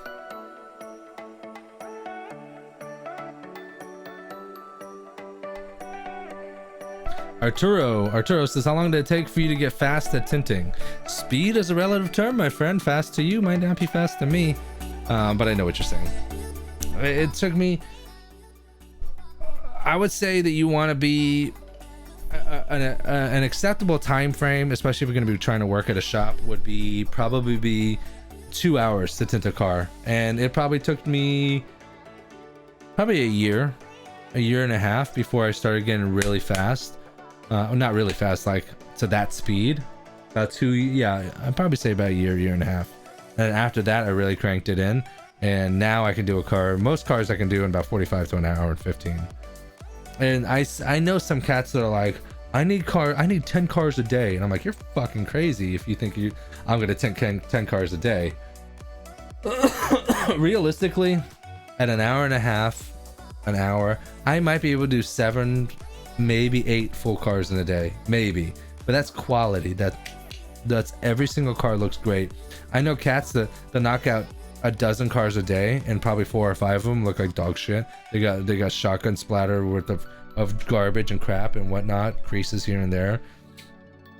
I think it depends on the situation and how efficient you are. But typically, if you can knock out a car quicker than 45 minutes, most of the time there's not a really good quality there. I could be wrong. Some rhythm. It is hard to leave, especially when we're chilling and talking. I mean, the viewerships are going up and down a little bit here. We're at 20. People get bored. I mean, people aren't going to sit around for two hours watching me talk. If you have to remove film, see, that's a big thing right there. Where if I have to remove film, I have them drop it off in the morning. Here are the parameters if I'm going to be removing film for you. Number 1, it needs to be a hot and sunny day. Number 2, if your car is 1 to 5 years old, I'm going to charge you $150 for removing sides and back. If it's 6 to 10 years old, I'm going to charge you $300. And if it's over 11 years old or over 10 years old, I'm going to charge you $450. That's going to be for the sides and the back, because I'm going to assume that those windows need to be scraped. Assuming that you take that, most of the time, if the car's 1 to 5 years old and it's fine, I can have film removed in probably less than an hour. But if I have to start scraping, I know back windows that have taken me 2 hours to clean, just the back window. Because when you have to start scraping, it's so much more labor intensive, because you got to get every piece of film. You got to scrape those defrosters really well. You got to scrape all the windows. If you don't pull the panels, uh-oh, who was that? Oh, someone just subbed to the channel. Val, what's going on? Welcome to the live stream. Welcome to the channel. Welcome. Over here, right, like in this area right here, there should be a blue box. If you guys click that box, if you're not subbed, if you click that box, it'll help you sub.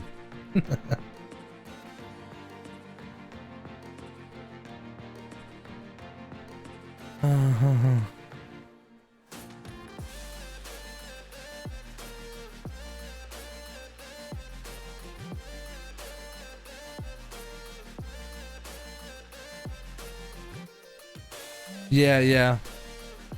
Night cores, you're talking about some, like, this is like in-depth YouTube stuff that, like, most of my subs don't understand, they wouldn't get. But, like, yeah, I get it. Yeah, I mean, I have music there, but, like, again, most of my videos are not made or are not intended for children. So if a child ends up coming on my channel, it's not see, the whole thing with COPPA is that, like, people are backdoor getting children and advertising to children where they shouldn't, right? So they're basically getting advertising to children, and then children are basically turning around and I mean, in a nutshell, bitching to their parents until they get what they want, right? If a kid says, oh, I want this, parents most of the time try to make their kids happy and try to give their kids what they want, provide for their kids what they want if they can, right? But companies are targeting children for advertising, and they're not old enough to understand what's going on, and they're being taken advantage of. And that's pretty much what's going on with the whole COPPA thing.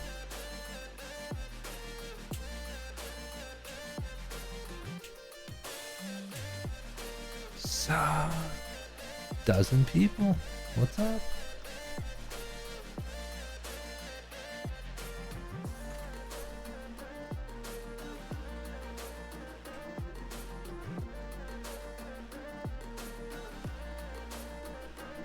Joshua Miller says, yes, had an 04 BMW that took me 5 hours on the back glass. Yeah, that's a little, that's extreme.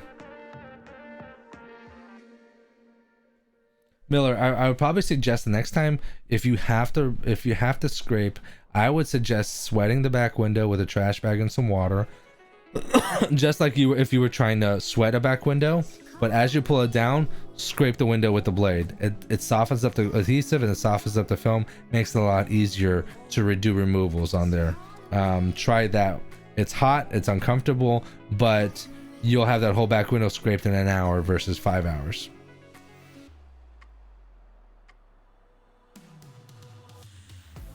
What do you use to properly prep for window tint? I use my mixture in my tint keg. So I run a tint keg just like this at the shop. I have 2.5 gallons of water, and I have probably a third of a bottle of Johnson's baby shampoo, and that's all I use for my slip solution. That's enough to clean the windows that I need to clean and get them prepped and ready to rock and install window film. Easy.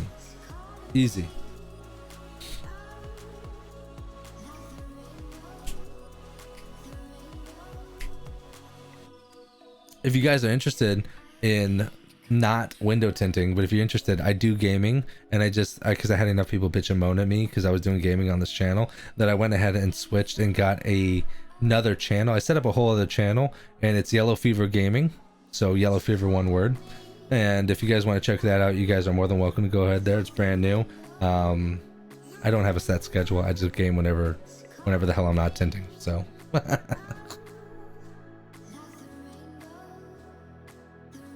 good thing you can't get me sick with that cough, ain't right? Jeezle. What do you use to scrape to save defrosters? Nothing. If you have to scrape, you're losing the defrosters, bro. I guess you could. No, you can't. If the film is so far gone, here's the thing with window film. You have about 7 years. After 7 years, that film is going to become brittle.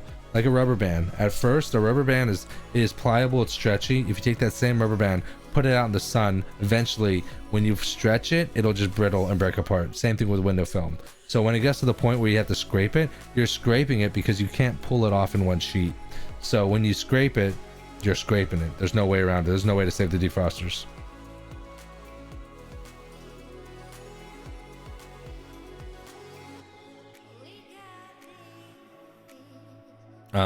So there's no saving it. Whenever I do removals, especially anytime there's a back window removal, our clients will sign a waiver stating that they understand that during the removal process their defrosters could either be damaged or completely destroyed, either or, and they understand that going in. Devin does everything says my slip solution doesn't always give me the best adhesion. At least that's what I believe. Do you think there could be a different problem? Well, your slip solution is not what gives you adhesive, right? So window film has film and then has the liner, and the liner is protecting the adhesive that's on the film. So the adhesive on the film is what's sticking to the glass. The slip solution in your tank or in your spray bottle and stuff of that nature is a barrier between the glass and the adhesive from tacking right away. So if in fact that the film is not sticking, then you might be using too much soap in your water soap mixture. So what you probably want to do is lighten up or lean up the soap, use less soap next time you do a mixture, and then it should have your film tack up a little bit more. Because if you're squeegeing your film and your film's still not sticking, then you have a lot of soap in your mixture. Lighten up on the soap, should help.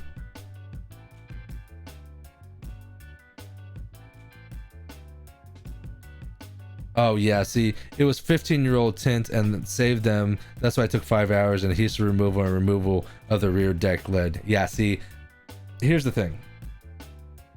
I would never work on a car for 5 hours unless I was getting paid top dollar. So let's just say, for example, I can tint a car in an hour and a half. And let's just say on average, my car, I can get $150 per car, right? So in a 5-hour span, I can roughly do 3 cars and still have 30 minutes to spare. I can make, in that time frame, I can make $450 versus getting paid maybe a couple hundred for removal. It has to be worth my time, right? So that's why I charge so much, because my time is worth something, and I want to be making the maximum amount of money I can per hour. And also, I don't enjoy doing removals at all, right? There's a lot of risk to doing removals. People can bitch and complain, something breaks, it takes long, it's hot, you end up getting sweaty, you end up getting dirty. It's just not a fun experience for me. Will I do it? Absolutely, it's part of the gig. Do I want to do it? Absolutely not. I would rather be clean and work on clean cars 1 to 5 years old and do clean installations and do it that way. If I was going to work on that car for 5 hours, I wouldn't do it for less than $1,000, because just to pay for my time and the fear frustration of it, it's not worth it. It's not something I would want to do.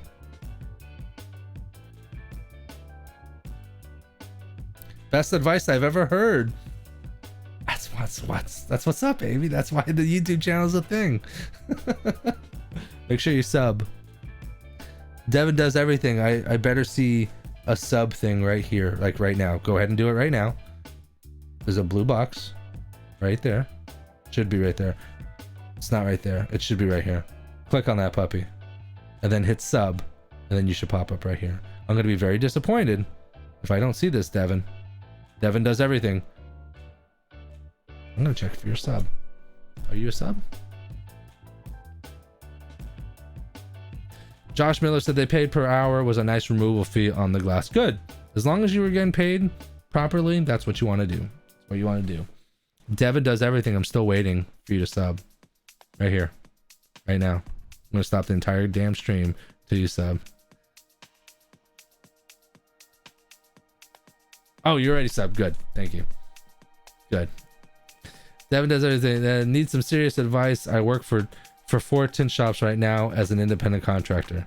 Okay, what advice do you need? How to go to one? How to run your own shop?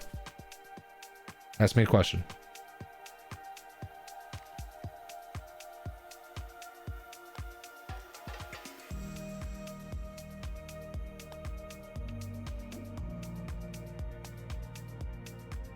See, that's a good price point then. $450 for one glass plus $300 to tint it. Here's a crazy thing. She probably could, whoever's car that was, they probably could have got that glass repaired and replaced for less than $450. I don't know. That's probably what I would have done. if the film, if it was going to cost me $450, no more, $750. So the 300 would have costed that much no matter what, right? So let's just say it was $450. If someone told me it was $450, I would have checked to see how much it would have been to replace the glass. And whichever is the cheaper of the two, I would have gone with. But I mean, hell, if you save the defrosters and you don't mind working for that 5 hours and you got paid for it, more power to you.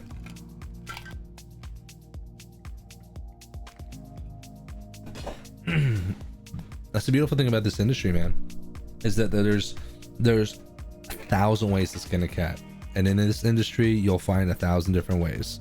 The problem is, in this industry you also find 1,000 tinters with 1,000 different ways, and every single one of them thinks that theirs is the only way to do it and the best way to do it. It's closed-minded thinking. You got to be able to be open to all realms of possibilities. and then you could just decide if that's something that's worth it for you, if that's worth your time, your money, your energy, and if it's not, c'est la vie, c'est la vie. All right, Devin does everything. Ask me a question, bro. I'll have you be the last question, because we've been going on for dang near 2 hours. Holy shit. I don't know why I keep calling. Maybe it's because, I don't know, it's hot in here. I don't have airflow. I don't know.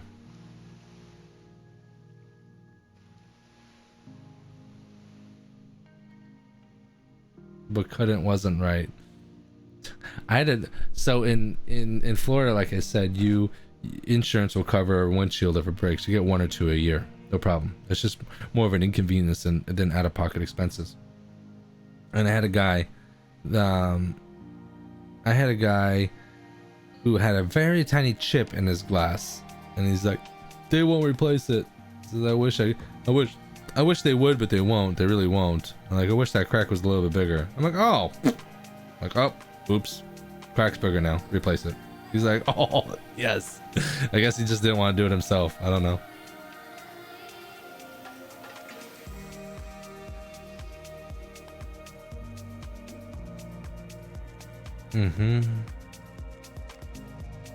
Oh, what up? 1 hour ago. Dang, they were quick with it. Hold on, y'all. We're about to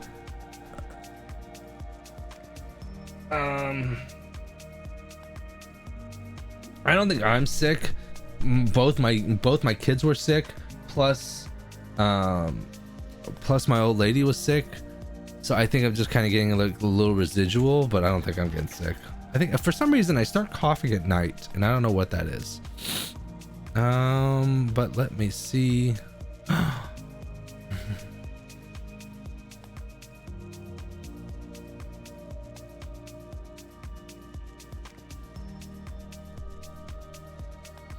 For those of you guys, let me see here.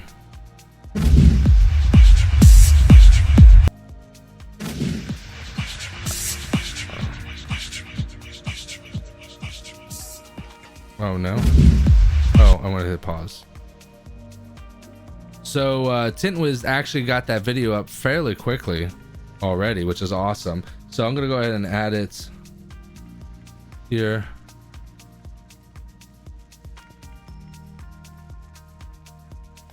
Right here, boom.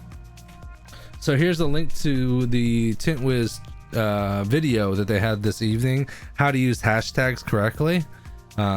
This is, I missed this live stream. I caught the tail end of it, but this is some really great and useful knowledge. If you guys aren't Tint Wiz subs, go ahead and sub. It's really great. They're awesome people.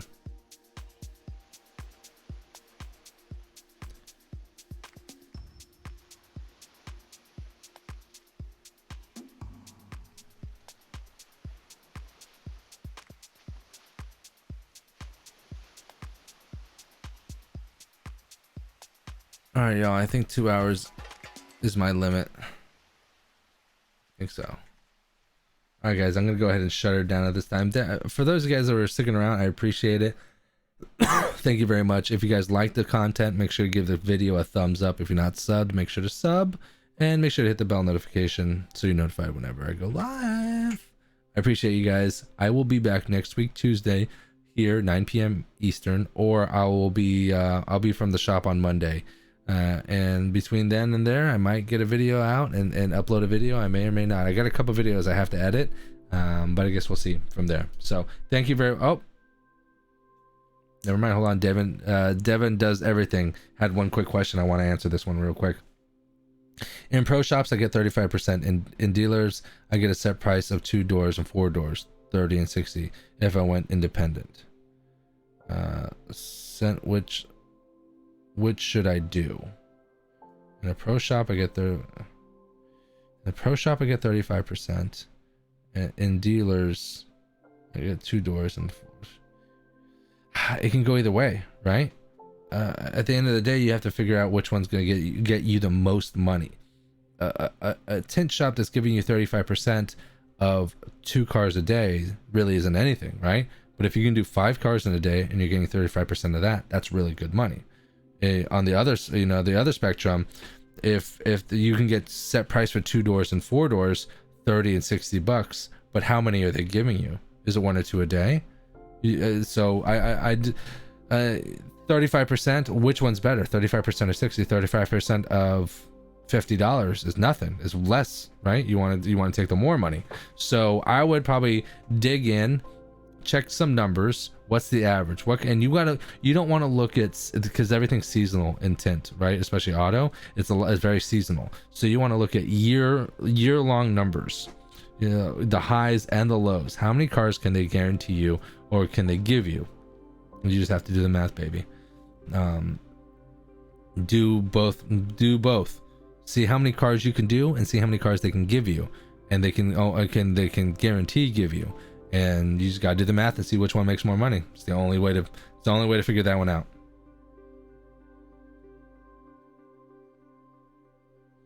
Oh, open your own shop?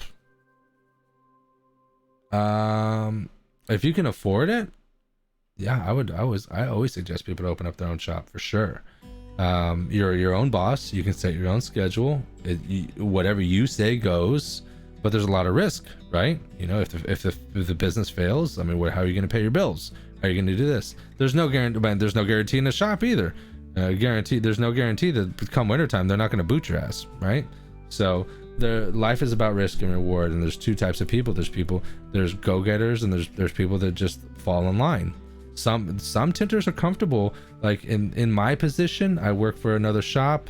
I don't have to worry about the overhead. I don't have to worry about the business aspects of it. I just have to show up, do my work, leave, and I get a paycheck every week. Some people are good with that. Some people want more, right? Some people see, like, when I work during the summertime, I'll crank out $2,000 days. I get paid the same. But also, when I only do 2 fronts during the wintertime and I only see 1 car the whole day, I still get paid the same. That's right. So there's balance, give and take. I'm just outside of Tampa. 2 million people. A lot of people. Probably doesn't help that we don't advertise at all for auto. We're mainly flat glass. Our auto side of my shop is maybe 10% of the business, maybe.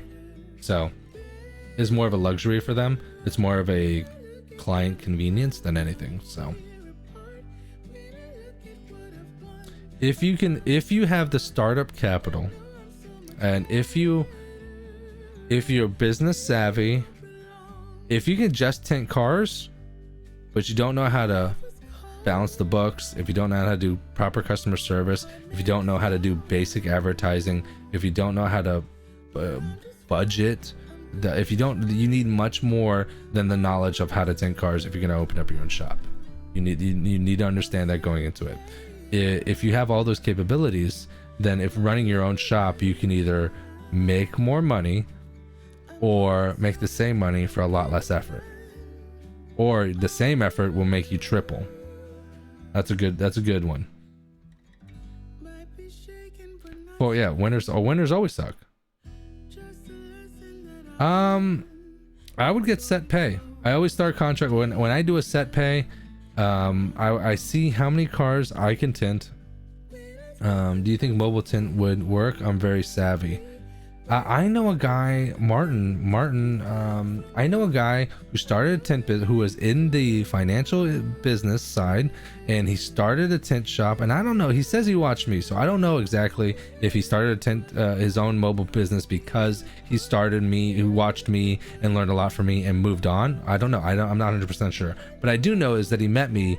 He came to my shop and said, and introduced himself. He said, I was a really good motivation, blah, blah, blah. He ended up quitting his job and going full mobile. He drops like $1,000 a month on advertising on Facebook, but he's making like 10 to 15,000 a month, and he's doing really well. There's nothing wrong with mobile.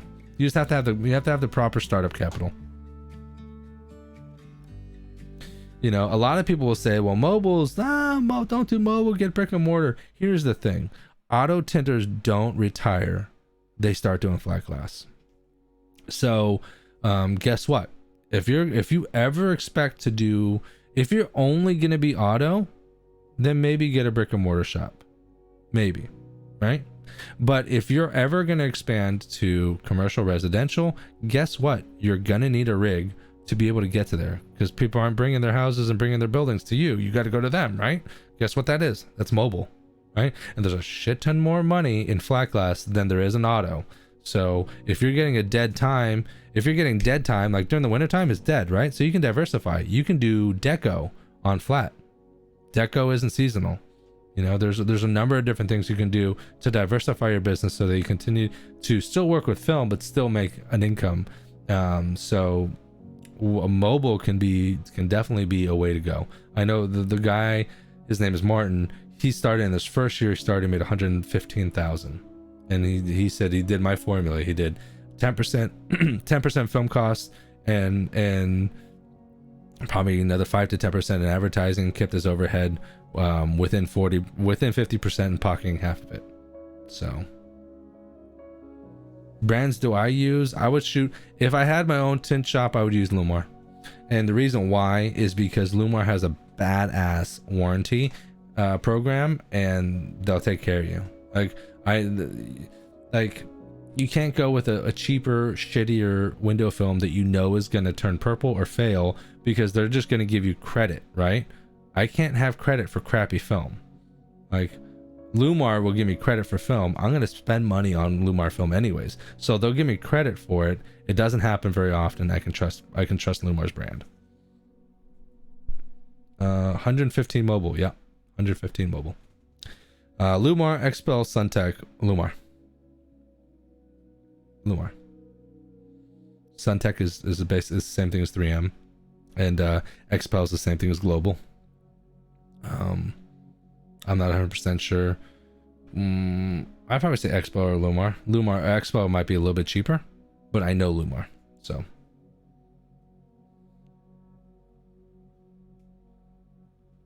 Yeah, GeoShield, it's not a bad thing. There's a lot of manufacturers, and I tell people what I think and what I would use, but there's too many manufacturers out there, and too many, you know. Most films, I could live in Florida, right? So Florida is where good film goes to die, right? So I've seen Lumar Pinnacle fail in 3 years. It's just a fluke. It happens, right? But Florida is where good film goes to die. If you're north of the Mason-Dixon line, then pretty much any film is solid, because it doesn't get hot enough, and it's not subjected to the same conditions, so it doesn't deteriorate faster. So if you live in the north, and you live in the north of the Mason-Dixon line, opportunities start to open up for you, because you can get shittier film that will last a little bit longer. In Florida, I have to get good quality film because it's not going to last.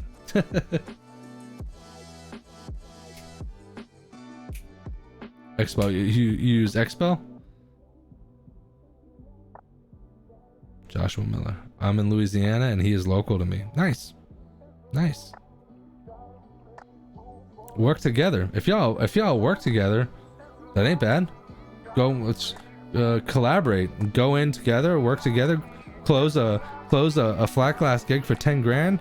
Go in there, y'all do flat glass for 2-3 days, make 5 grand a pop, get out of there. Work together.